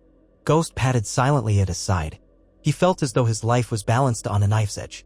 Behind him lay the world of the Watch, the war against the others. Ahead, Winterfell, a name that evoked both longing and dread. Images of the old courtyard flickered in his mind. A younger Bran shooting arrows, Arya up in the stands watching Robb spar. He remembered Ned's voice, deep and steady. All gone now, lost to the cruelty of war. Melisandre appeared beside him with disconcerting suddenness. She wore a thick fur mantle over her scarlet robes, yet she moved as if impervious to the cold. Her red hair glowed in the moonlight and her voice was low. You were torn, Jon Snow. He glanced at her warily. How do you always appear like that? She smiled faintly. Call it a gift of the fire. Or call it the simple art of reading men's hearts. You fear leaving the wall. You fear failing in your father's place. Your father was an honorable man, too honorable for this realm, as the king has said. Jon felt a tightness in his chest. He deserved better. Many deserving men fall to undeserving fates. Such is the way of shadows. Yet we walk in the light if we can. Tomorrow you ride south with the rightful king. You will face your father's killers in spirit, those who betrayed him and murdered your brother. You can cleanse Winterfell of their stain. Jon swallowed. I only hope we're not dooming the wall by leaving. The Lord of Light shows me different visions, Melisandre murmured. Great battles in the snow, yes, but a chance for victory. A chance for the living to prevail if the right warriors stand at the right places. You are one of those warriors, Jon Snow. He turned away. Her certainty unsettled him. I'm no chosen one, he muttered. Just a man who can swing a sword and hopes to do some good. She stepped closer, red eyes studying him like an inquisitive cat. And you do not wonder why you bonded so closely with the dire wolf, why Robb named you Stark despite all tradition, why your father guarded secrets about your birth. There is more in you than you know. Jon froze, fear twisting his belly. What do you know of my birth? Melisandre's smile was cryptic. The flames whisper truths, though not all truths are mine to speak. In time, you may discover them yourself. For now, know this, you are more than Ned Stark's son alone. There is fire in your blood and ice. Our war is about both. Do not fear your path. He wanted to demand answers, to seize her shoulders and shake the secrets free. But a swirl of wind whipped across the rampart, forcing him to blink snow from his lashes. When he looked again, Melisandre had already turned away. Good night, Jon Snow, she said softly, robes drifting behind her as she walked. Dream of the dawn. He let out a ragged breath, turning back to the dark horizon. Ghost nosed his hand gently, sensing his turmoil. Jon scratched the direwolf's ears, losing himself in the slow rhythm of that soft fur. If the gods are listening, he whispered, grant me the strength to see this through. They rode at first light. More than 2,000 men set out from Castle Black, a mix of Baratheon soldiers, Stormland knights, and wildling warriors. The column stretched along the King's Road in a ragged line, wagons creaking under the weight of supplies. Jon rode near the front, alongside Stannis, Davos, and Melisandre. Behind them came Tormund, flanked by a handful of free folk chieftains. The rest spread out, watchful for any sign of wights or roving Bolton scouts. The morning sky was iron gray, promising more snow. The King's Road proved little more than a ghost of a path in places, half buried under drifts. Men had to dismount at times, clearing a way for the wagons. Progress was slow but steady. Jon had worn multiple layers of fur, but still the cold bit into his bones. He glanced at Stannis, who endured with silent grimness, face set in an expression of perpetual disdain. By midday, they reached a copse of pines where the wind died down somewhat. Scouts rode out to check for any lurking dangers. When they returned, they reported a single deserted hamlet up ahead, likely abandoned as the war and winter advanced. Stannis ordered them to press on, hoping to reach that hamlet before dark. If it offered any shelter, so much the better. Jon caught Tormund's eye and the two drew closer, letting their mounts pick a careful path through the snow. How many men do you figure the Boltons can field? Tormund asked. 1,000? 2. Jon frowned. Hard to say. They have allies, possibly some of the smaller houses who fear them, plus any Frey detachments. Could be more than 2,000 if they gather all. Winterfell's defenses might hold twice that number. Though last I heard, the castle was still partly ruined. Tormund grunted. You southern folk and your stone walls. Give me a sturdy cave any day. At least you can block the entrance. Jon offered a wan smile. Winterfell used to feel like a cave for me, cold stone corridors, watchful eyes. But it was still home. Tormund studied him sidelong. You want it back, don't you? Jon didn't reply immediately.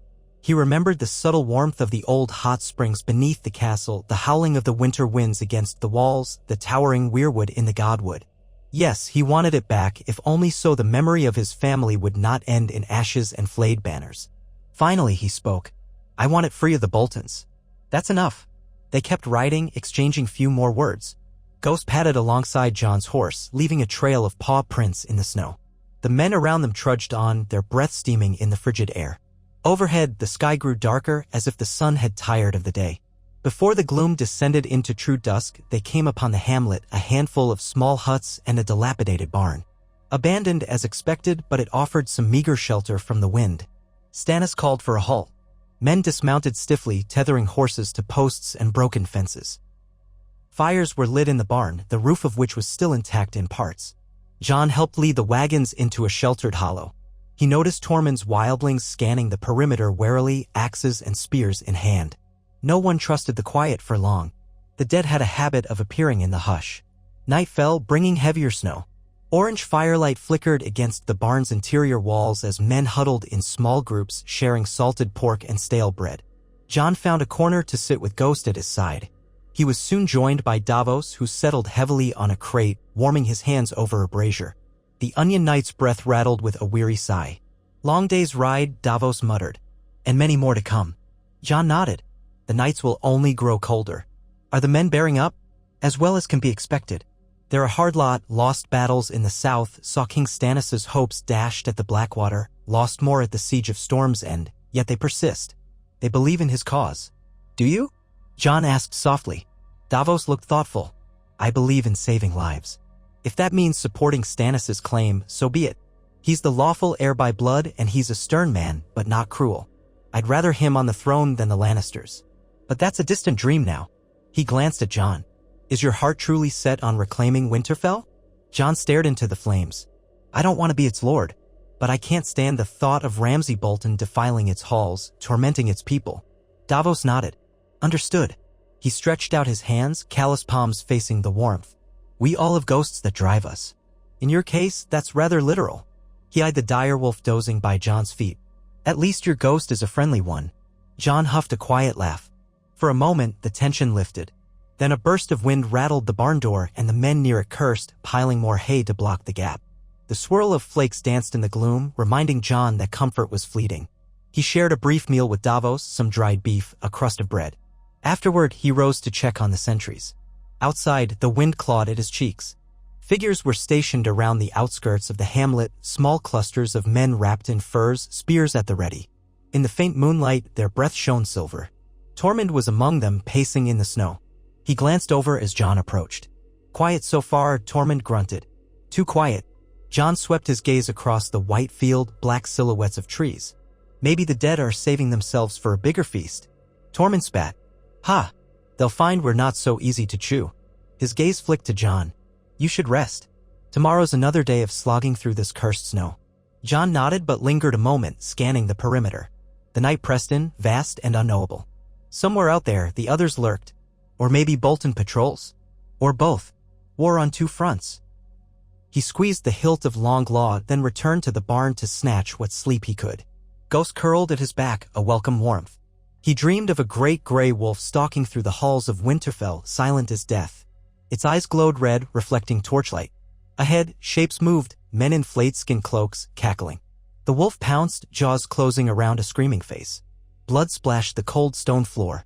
Then the walls melted away, replaced by a swirl of snow and the pale forms of the others.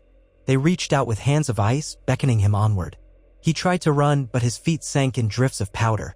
A sword of flame burned in his hand. Was it Longclaw or something else? He raised it, but the sword flickered and vanished like a dying spark. He woke with a jolt, heart pounding. It was still dark. Men stirred around him, some snoring, some coughing. The wind hissed through cracks in the barn walls. Ghost's eyes were open, watching him. Jon slowed his breathing. Outside, a horn sounded one blast. Friends returning? Or an alert? He heard men rising, footsteps crunching in the yard. Tightening his cloak, Jon rose, beckoning Ghost to follow. Together they slipped out into the bitter cold. A party of scouts had come back from the west, leading a single rider slumped in his saddle. Snow caked the rider's cloak. His hood concealed his features. The scouts spoke in hushed urgency to a cluster of knights.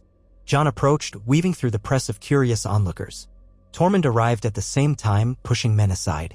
Found him wandering half a mile away, one scout said. He's near frozen, babbling about. I'm not sure.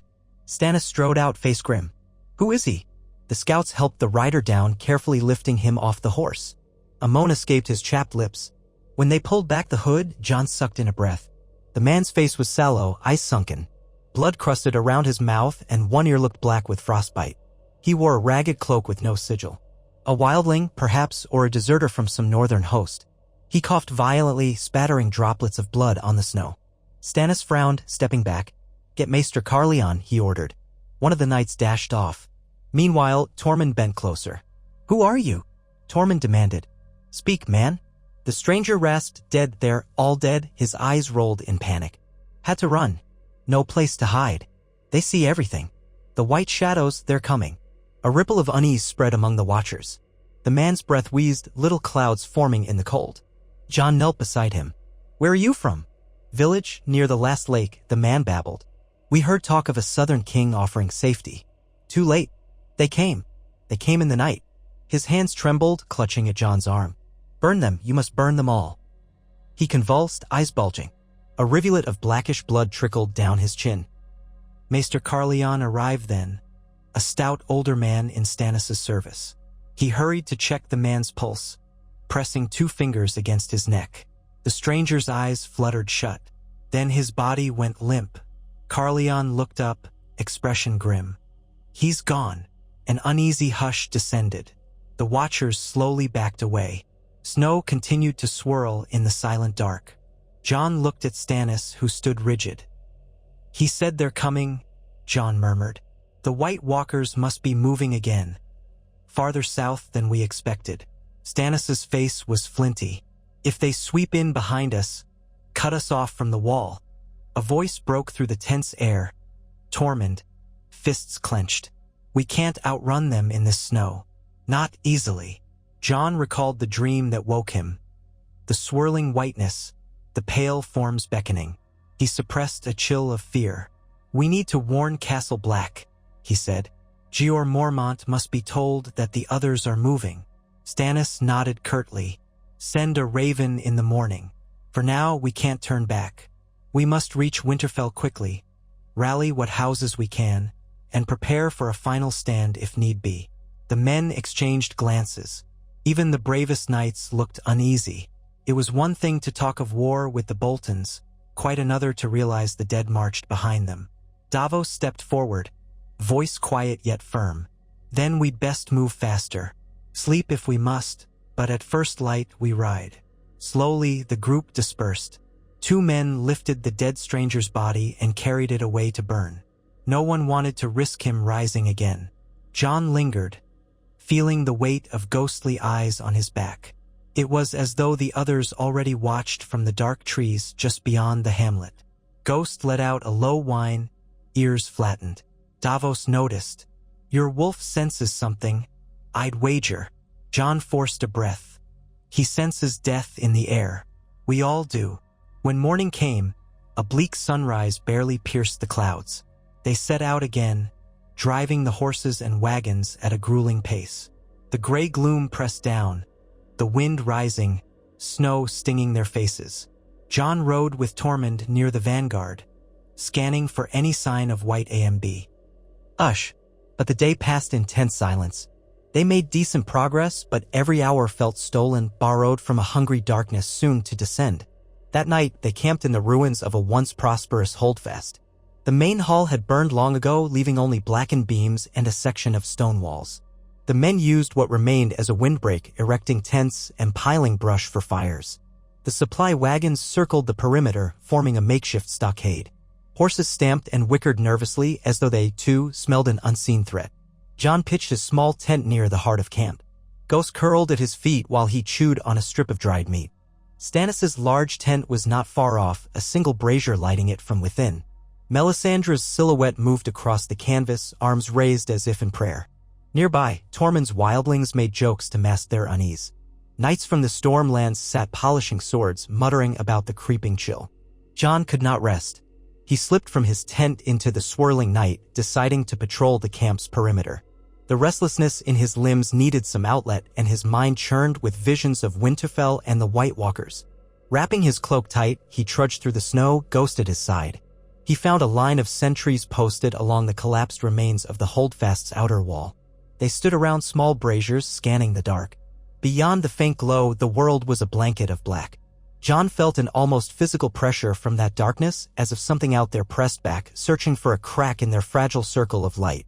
Halfway around the perimeter, he encountered Ser Richard Horp, a knight sworn to Stannis, instructing a young squire on crossbow maintenance. The squire's fingers were numb, his lips blue from the cold, but Horp insisted he learn how to string the bow properly. Jon paused, giving them a polite nod, then moved on. He recognized the look in the squire's eyes, fear barely contained by duty. As he neared the southwestern corner of the ruined wall, a shape loomed, a squat tower, half collapsed, its upper floors open to the sky. The wind whistled through the cracks, swirling eddies of snow across the rubble. A single figure stood by a flickering torch, cloaked in black fur. Jon recognized the big shoulders before he saw the face, Tormund. The wildling was alone, gazing west. Jon approached quietly. "Couldn't sleep either?" Tormund snorted. "Sleep? In this pit? Don't think so, Crow. Something's stirring out there. My bones feel it." He gestured to the swirling night. "You can't tell me you don't feel it too." Jon inhaled the biting air. The hairs on his neck stood on end. I do, he admitted softly. Tormund's breath plumed and he turned a pensive look on Jon.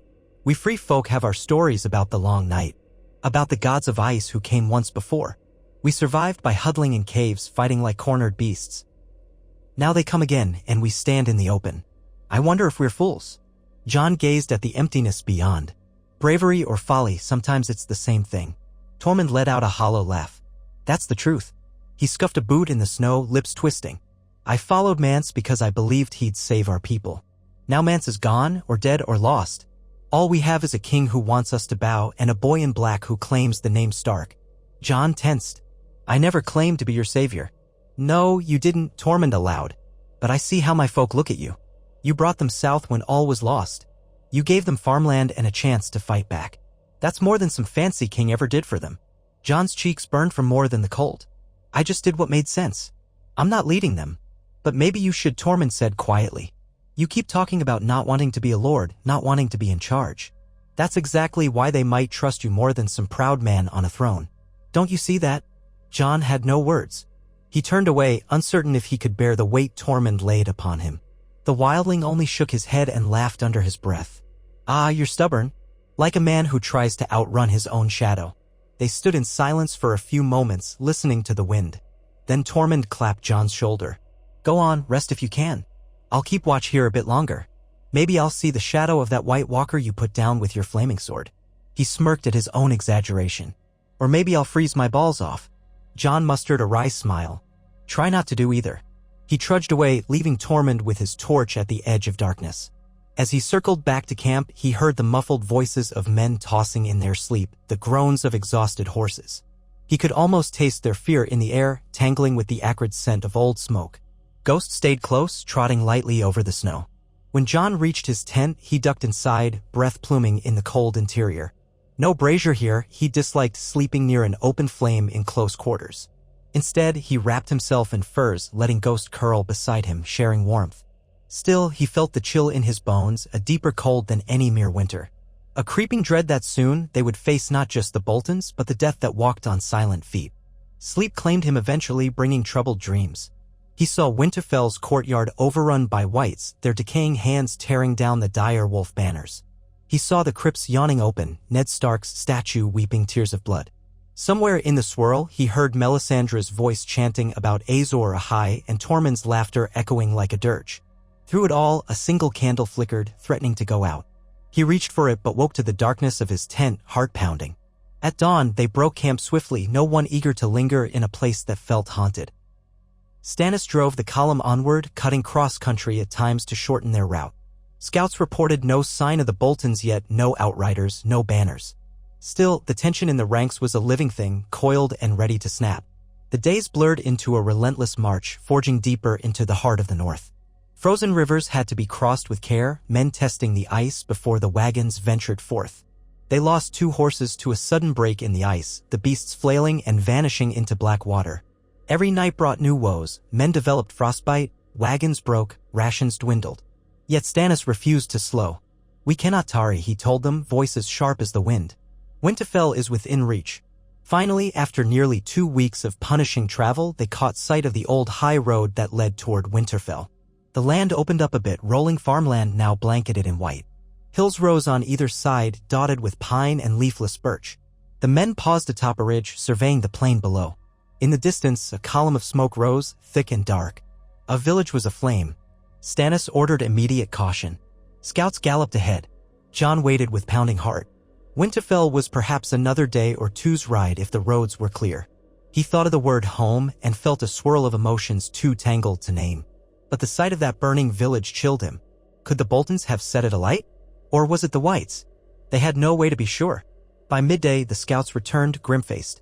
Bolton men. They've burned the village to punish it for, not sure.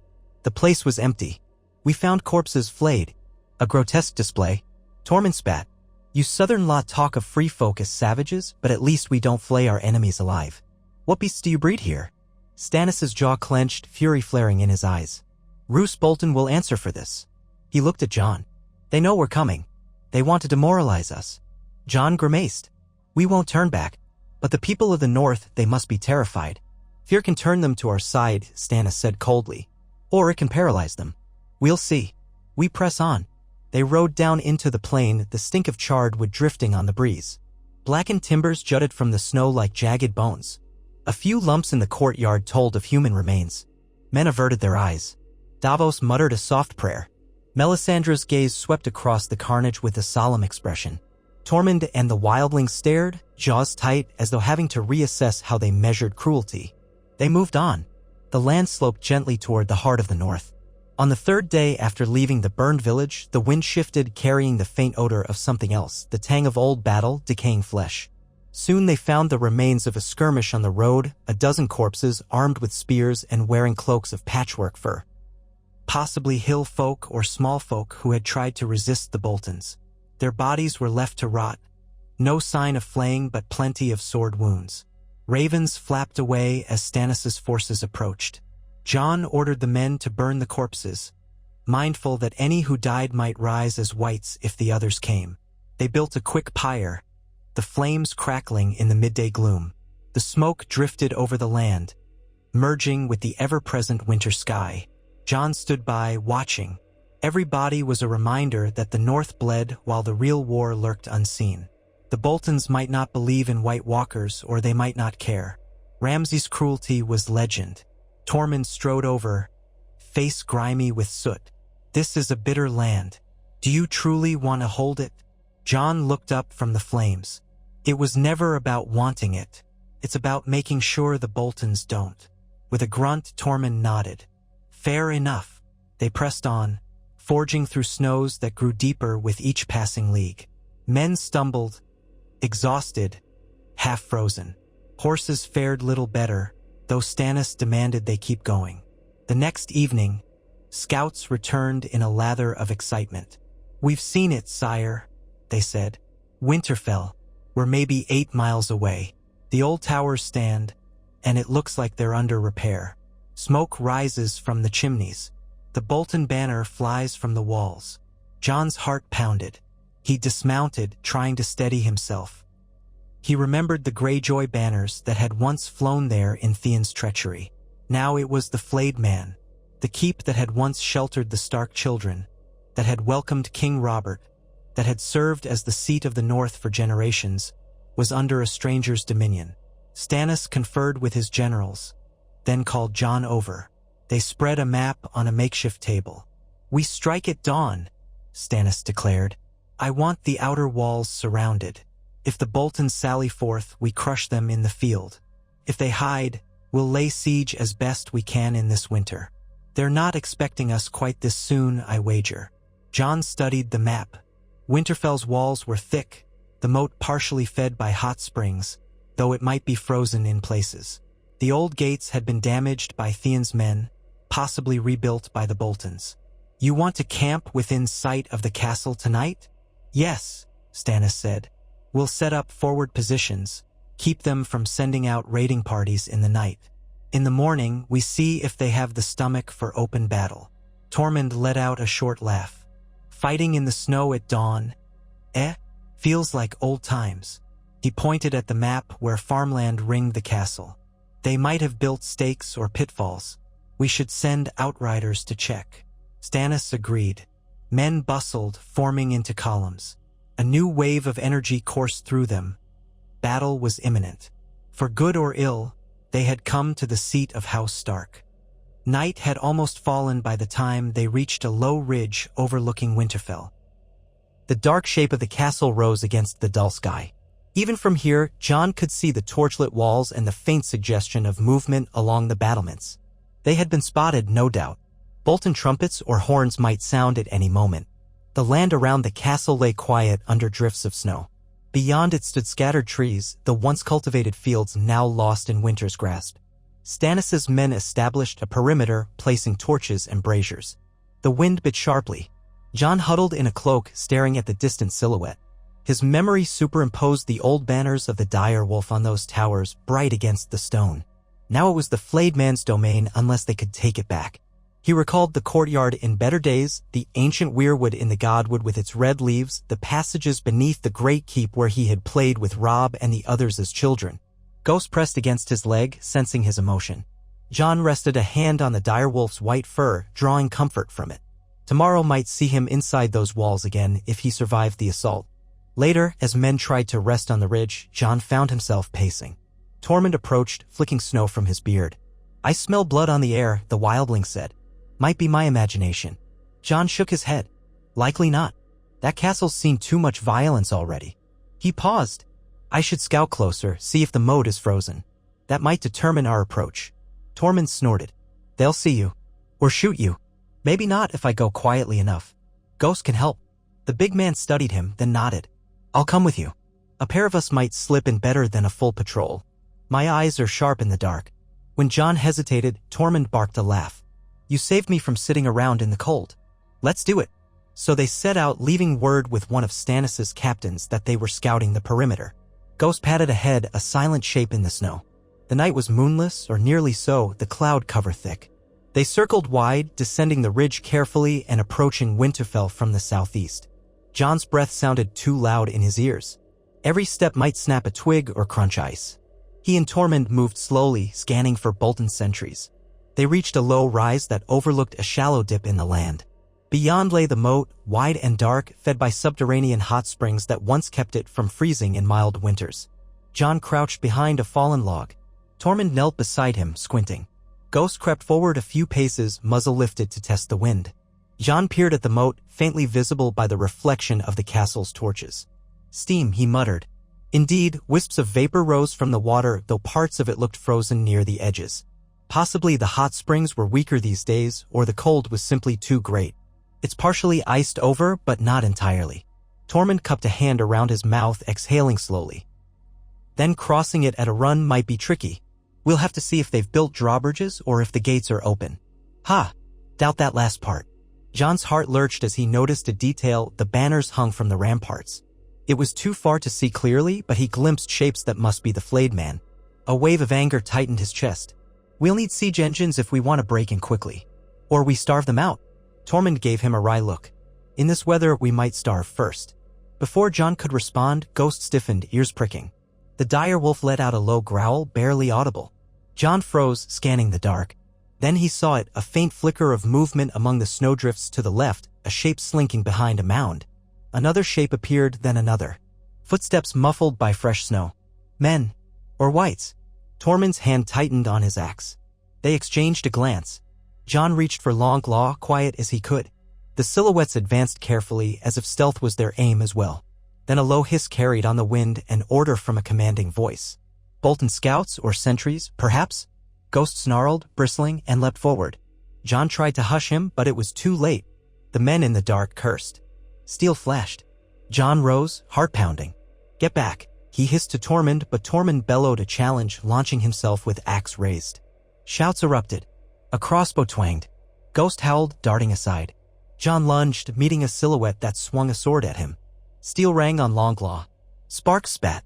He pressed forward, hooking the man's blade aside and driving a knee into his midsection. The man gasped, stumbling. Another figure lunged at Jon's flank. He twisted, slicing upward. The blade bit flesh with a wet sound. Blood splattered the snow. To his right, Tormund's axe crushed a second foe, hurling him aside. A crossbow bolt streaked by, narrowly missing Tormund's shoulder. Ghost tore into a third figure, savage snarls filling the night. Another shape advanced with a spear. Jon ducked, sweeping a blow that cleaved the spear shaft in two. He stepped inside the man's guard, hammered him in the temple with the pommel. The man dropped with a groan. Silence descended, broken only by ragged breathing. Tormund stood panting, axe dripping. Ghost prowled among the sprawled shapes, lips curled. One Bolton scout still lived, moaning, a deep cut across his side. Jon knelt beside him, pressing a blade to his throat. "How many more?" he demanded. "Who sent you?" The man coughed blood, eyes rolling in pain. "Ramsay, he knows you're coming.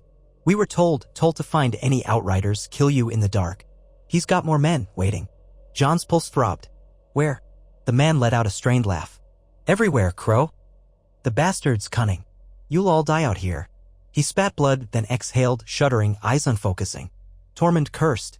"So they know we're here? That was quick." Jon wiped his sword on the dead man's cloak. A swirl of mingled dread and anger in his gut. "We have to get back. If Ramsay has men scattered around, they might plan a night raid. Stannis needs to know." They hurried away, Ghost leading, weaving through the darkness until they found the slope that led back to camp. Behind them, Winterfell's torches gleamed coldly. Lightning stabbed across the horizon. A sudden flash that illuminated the gray clouds, though no thunder followed. It might have been an omen, or just the reflection of a distant fire. Either way, Jon felt the chill deepen. The battle for Winterfell had begun before dawn's first light. When they reached the ridge, Stannis' sentries challenged them, swords bared until they recognized Ghost.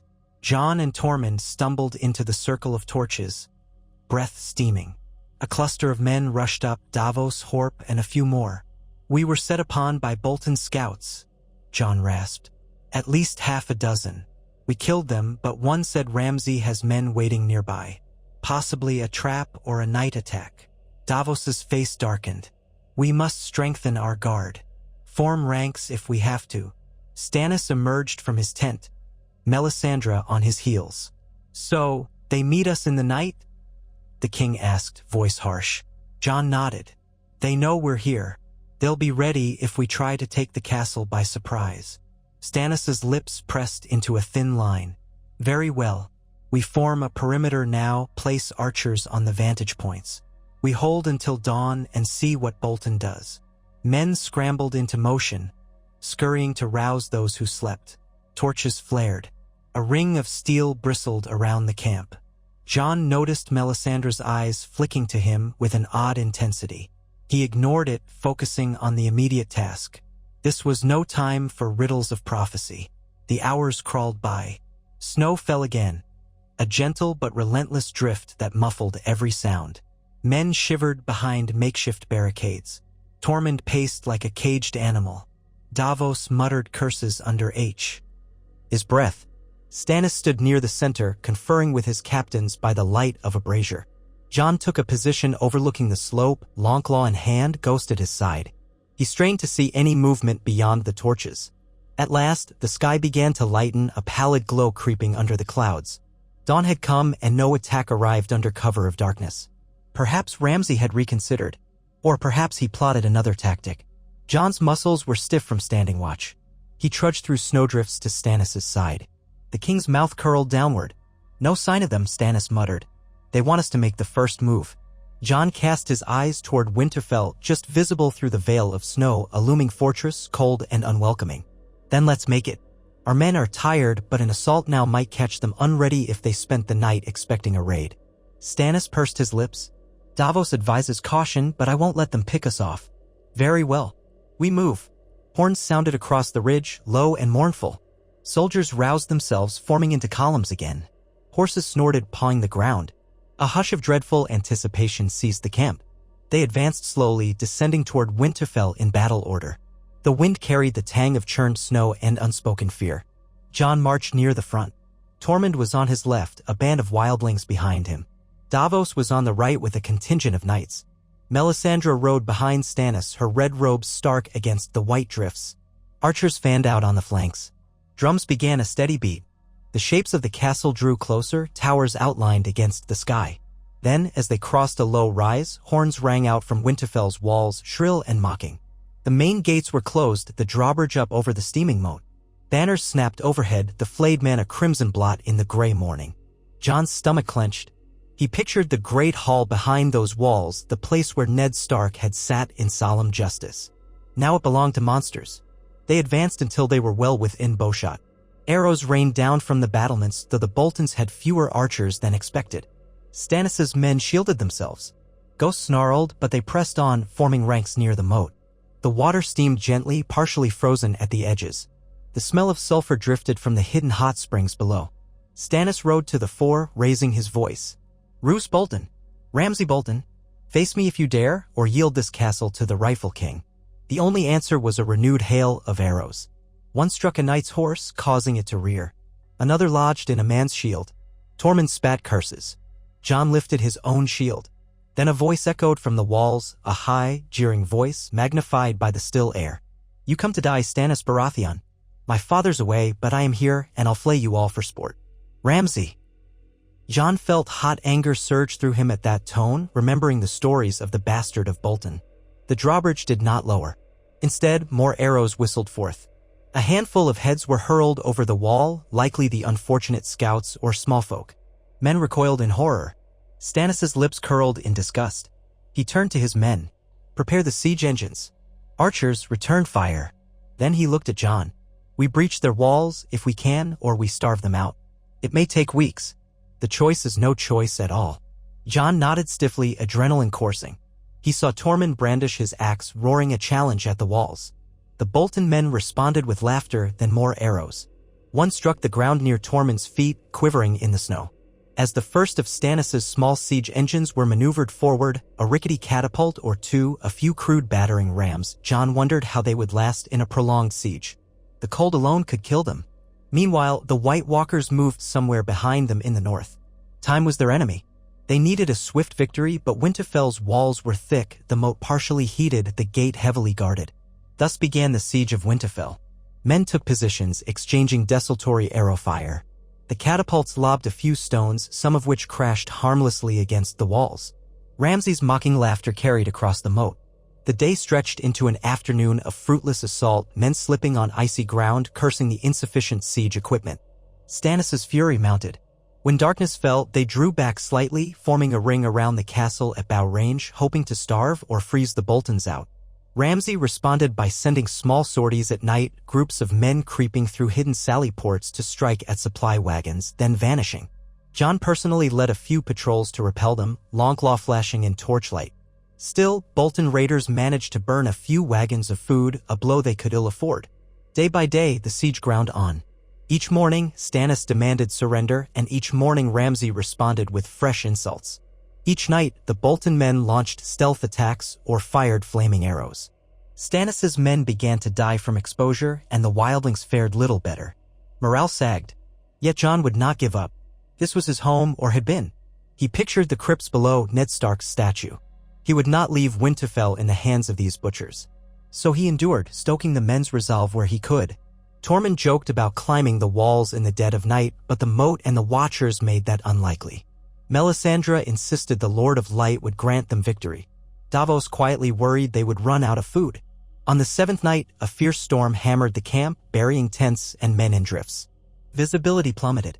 Fires hissed in the sleet. Many thought Ramsay might attack under cover of the gale. Jon spent hours trudging from post to post, soaked to the skin, ensuring the line held. Ghost stayed close, hackles raised. But no attack came. Dawn arrived, bleak and raw, revealing that the castle still stood, unshaken. That morning, as men tried to clear their camp of ice, horns sounded from the west, multiple blasts, the notes echoing across the snowy plain. Stannis' men scrambled for arms, fearing the others. But Jon recognized the timbre of war horns, not the Watch's signals. He scanned the horizon. There, half seen through swirling flakes, a new host approached from the west. Banners snapped in the wind, though it was hard to tell which. Anxiety knifed through the camp. Reinforcements for the Boltons? Or another enemy? Or maybe an ally? Jon hurried to Stannis' side, where the king stood with Davos and Tormund. All stared intently at the approaching columns. At last, the wind parted the snow enough for them to glimpse the sigils, a roaring giant in chains, a sunburst, a unicorn. Jon's eyes widened. The Umbers. The Karstarks. Manderly's men, too. Hope soared. These houses had once sworn fealty to House Stark, though some had bent to the Boltons after the Red Wedding. Had they changed allegiance again? The lines advanced, showing thousands of men. If they joined Stannis, it might tip the balance. If they sided with the Boltons, it spelled disaster. Stannis' jaw tightened, eyes glittering. We shall see who they come for. He raised his sword, shouting orders to form ranks. The battered siege lines reoriented, bracing for a possible flank attack. Then, from atop Winterfell's walls, horns sounded in alarm. Ramsay's men recognized the threat. A hush fell as the new host crested a low hill.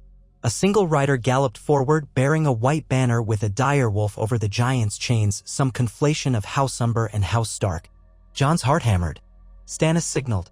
The rider approached carefully, stopping halfway between the castle and the besieging army. Men parted to let Jon and Stannis step forward. Ghost padded behind them, muzzle low. The rider lifted his visor, revealing a bearded face. Jon recognized him as Mors Umber, called Crow Food. He studied Stannis, then looked at Jon with a kind of baffled relief. Jon Stark, he said in a booming voice, as if to test the name. We heard rumors you rode with the Southern King. Didn't believe it. But we come all the same. The Boltons are no friends to the north. Jon's throat felt thick. "Morzumber, you stand with us then?" "Aye," Mors replied, voice carrying in the wind. "We'll fight the flayers. Your father was good to us. We'll repay that debt.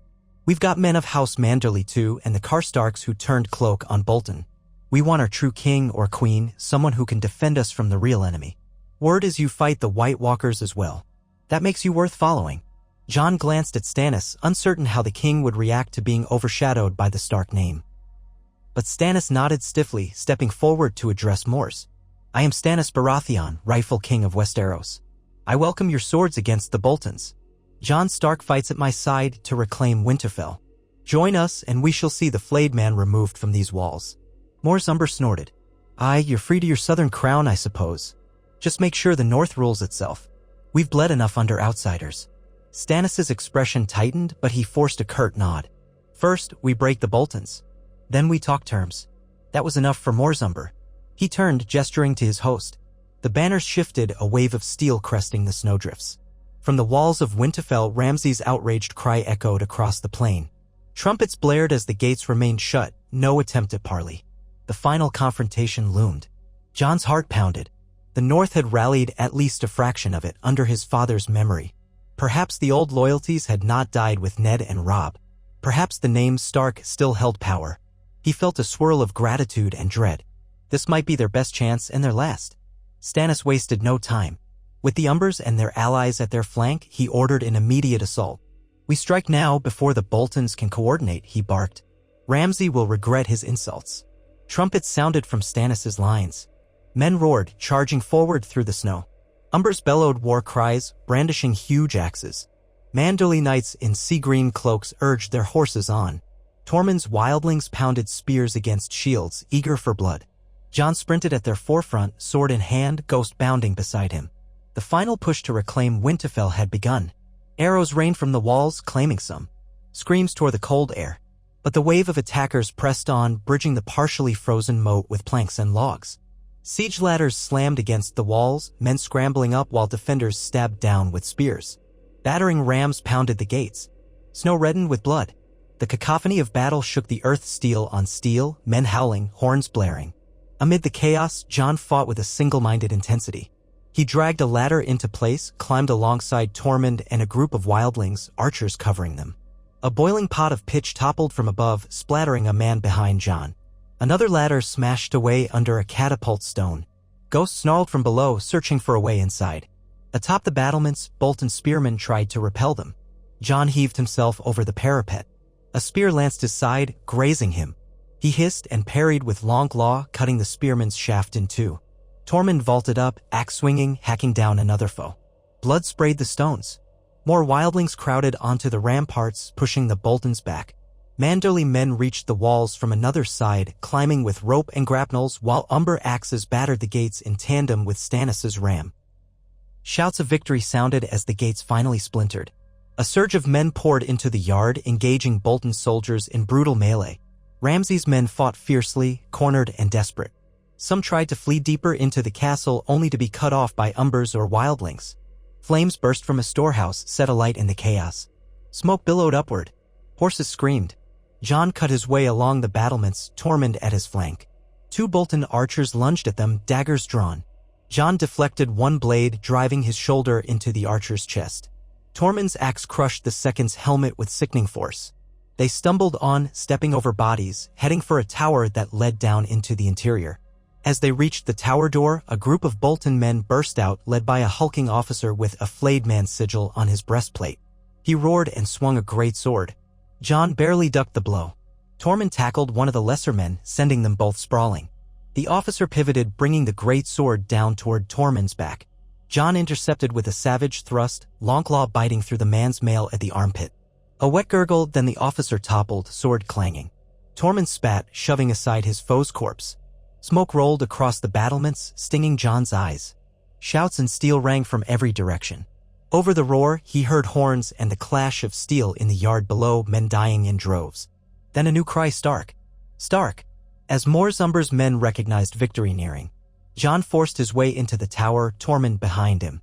Inside, narrow steps led down. Bolton soldiers tried to bar the way, but the first was cut down by Tormund's axe, the second fled. They descended, battered doors aside, emerging into the covered walkway near the courtyard. Fires raged around them. Through the smoke, Jon glimpsed Manderley knights pressing forward. In the midst of it all, a figure moved with savage grace, wearing pale leathers adorned with the flayed man, Ramsay Bolton. He turned, a cruel grin twisting his features. Blood spattered his cheeks. A pack of fierce-looking hounds circled him, snarling. Jon's gut clenched at the madness in Ramsay's eyes. Tormund bared his teeth. "There's the bastard," he growled. Ramsay pointed a short bow at them and arrow knocked. His lips peeled back in a grin. "You must be Jon Stark," he called over the din. "Come for your precious castle? You'll find only death." He loosed. The arrow whistled. Jon twisted aside, the shaft grazing his shoulder. He felt a hot stripe of pain. "Bastard!" Tormund roared, charging. Ramsay laughed, releasing another arrow that took Tormund in the thigh. The wildling stumbled with a curse. Jon pressed forward, heart hammering. Ghost bounded in from the side, snarling. The hounds snapped at him. One latched onto Ghost's flank. Ghost yelped but twisted, jaws clamping on the attacking dog's throat. The courtyard exploded into a whirl of fangs and yelps as the canines tore at each other. Ramsay dropped the bow, drawing a wickedly curved dagger. "Stay back, or I'll carve you into ribbons," he hissed, eyes glinting. Jon lunged. Their blades met. Ramsay was fast, cunning. He flicked a slash at Jon's face. Jon parried with Longclaw's crossguard, feeling the jolt ring through his arms. He countered with a thrust, but Ramsay twisted away, snarling. Steel clashed again, echoing off the walls. Flames licked up a wooden beam nearby, filling the air with sparks. Tormund struggled to rise, arrow lodged in his leg. Ghost and the other hounds tumbled in a vicious knot. Across the yard, the battle raged, men of Stannis, Umber, Manderley, and wildlings overwhelming the last of Ramsay's defenders. The clash rose to a crescendo, swords striking shields, voices screaming Stark and King Stannis in the same breath. But here, in this moment, it was only Jon and Ramsay locked in mortal combat. Ramsay feinted low, then slashed high.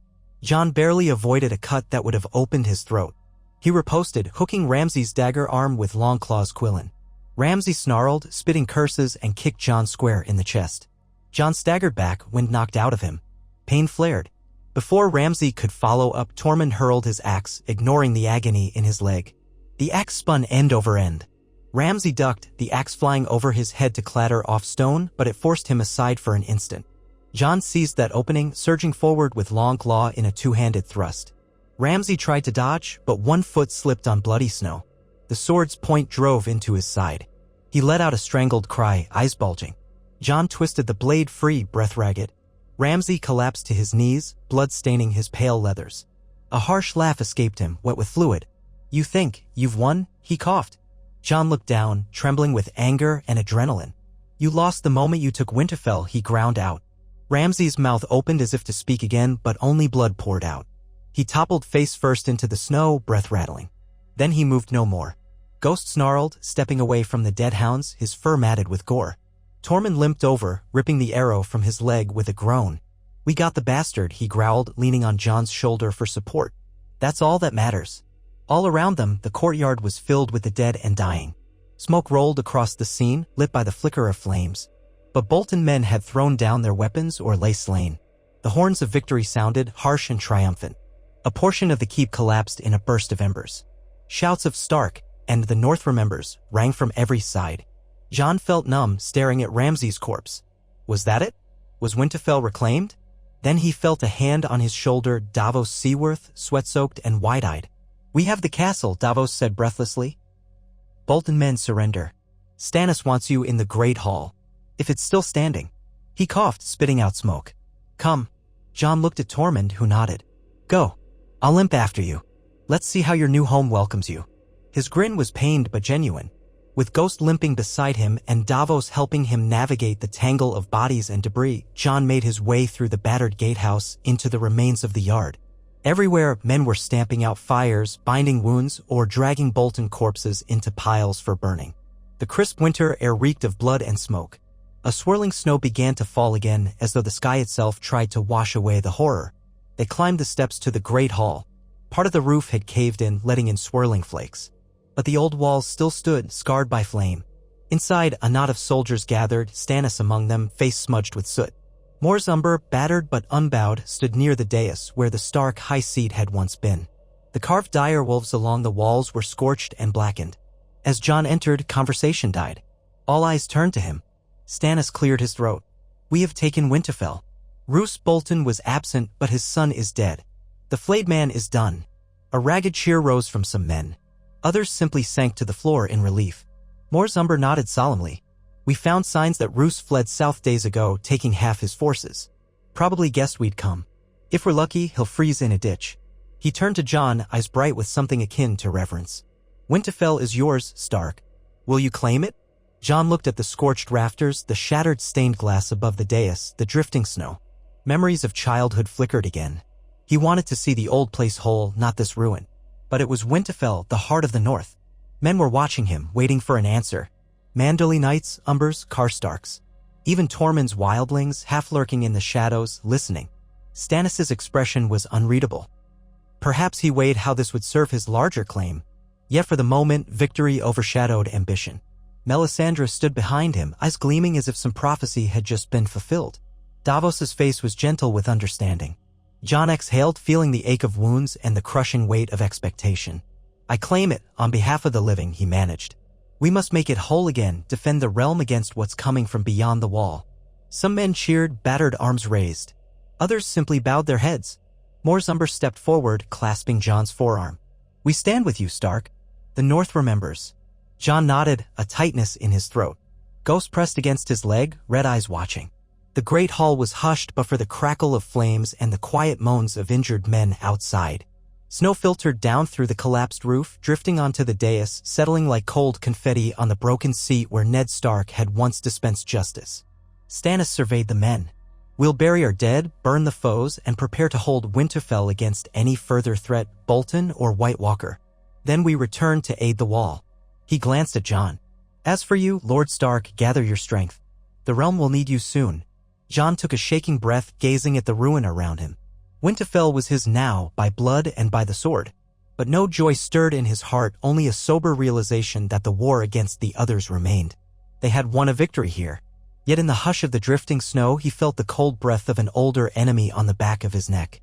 He silently vowed he would not rest until that threat was ended, once and for all. He stood in the great hall's wreckage, surrounded by the battered survivors of the siege. High above, the wind moaned through the broken roof as if echoing the cry of the dire wolf. Winter had come, and the North had a Stark again, but the final battle still loomed, vast and merciless. And so Jon Snow, Jon Stark, bowed his head as though he could hear the voices of his family in the swirling flakes, urging him onward toward a fate as cold and unyielding as the winter he had inherited.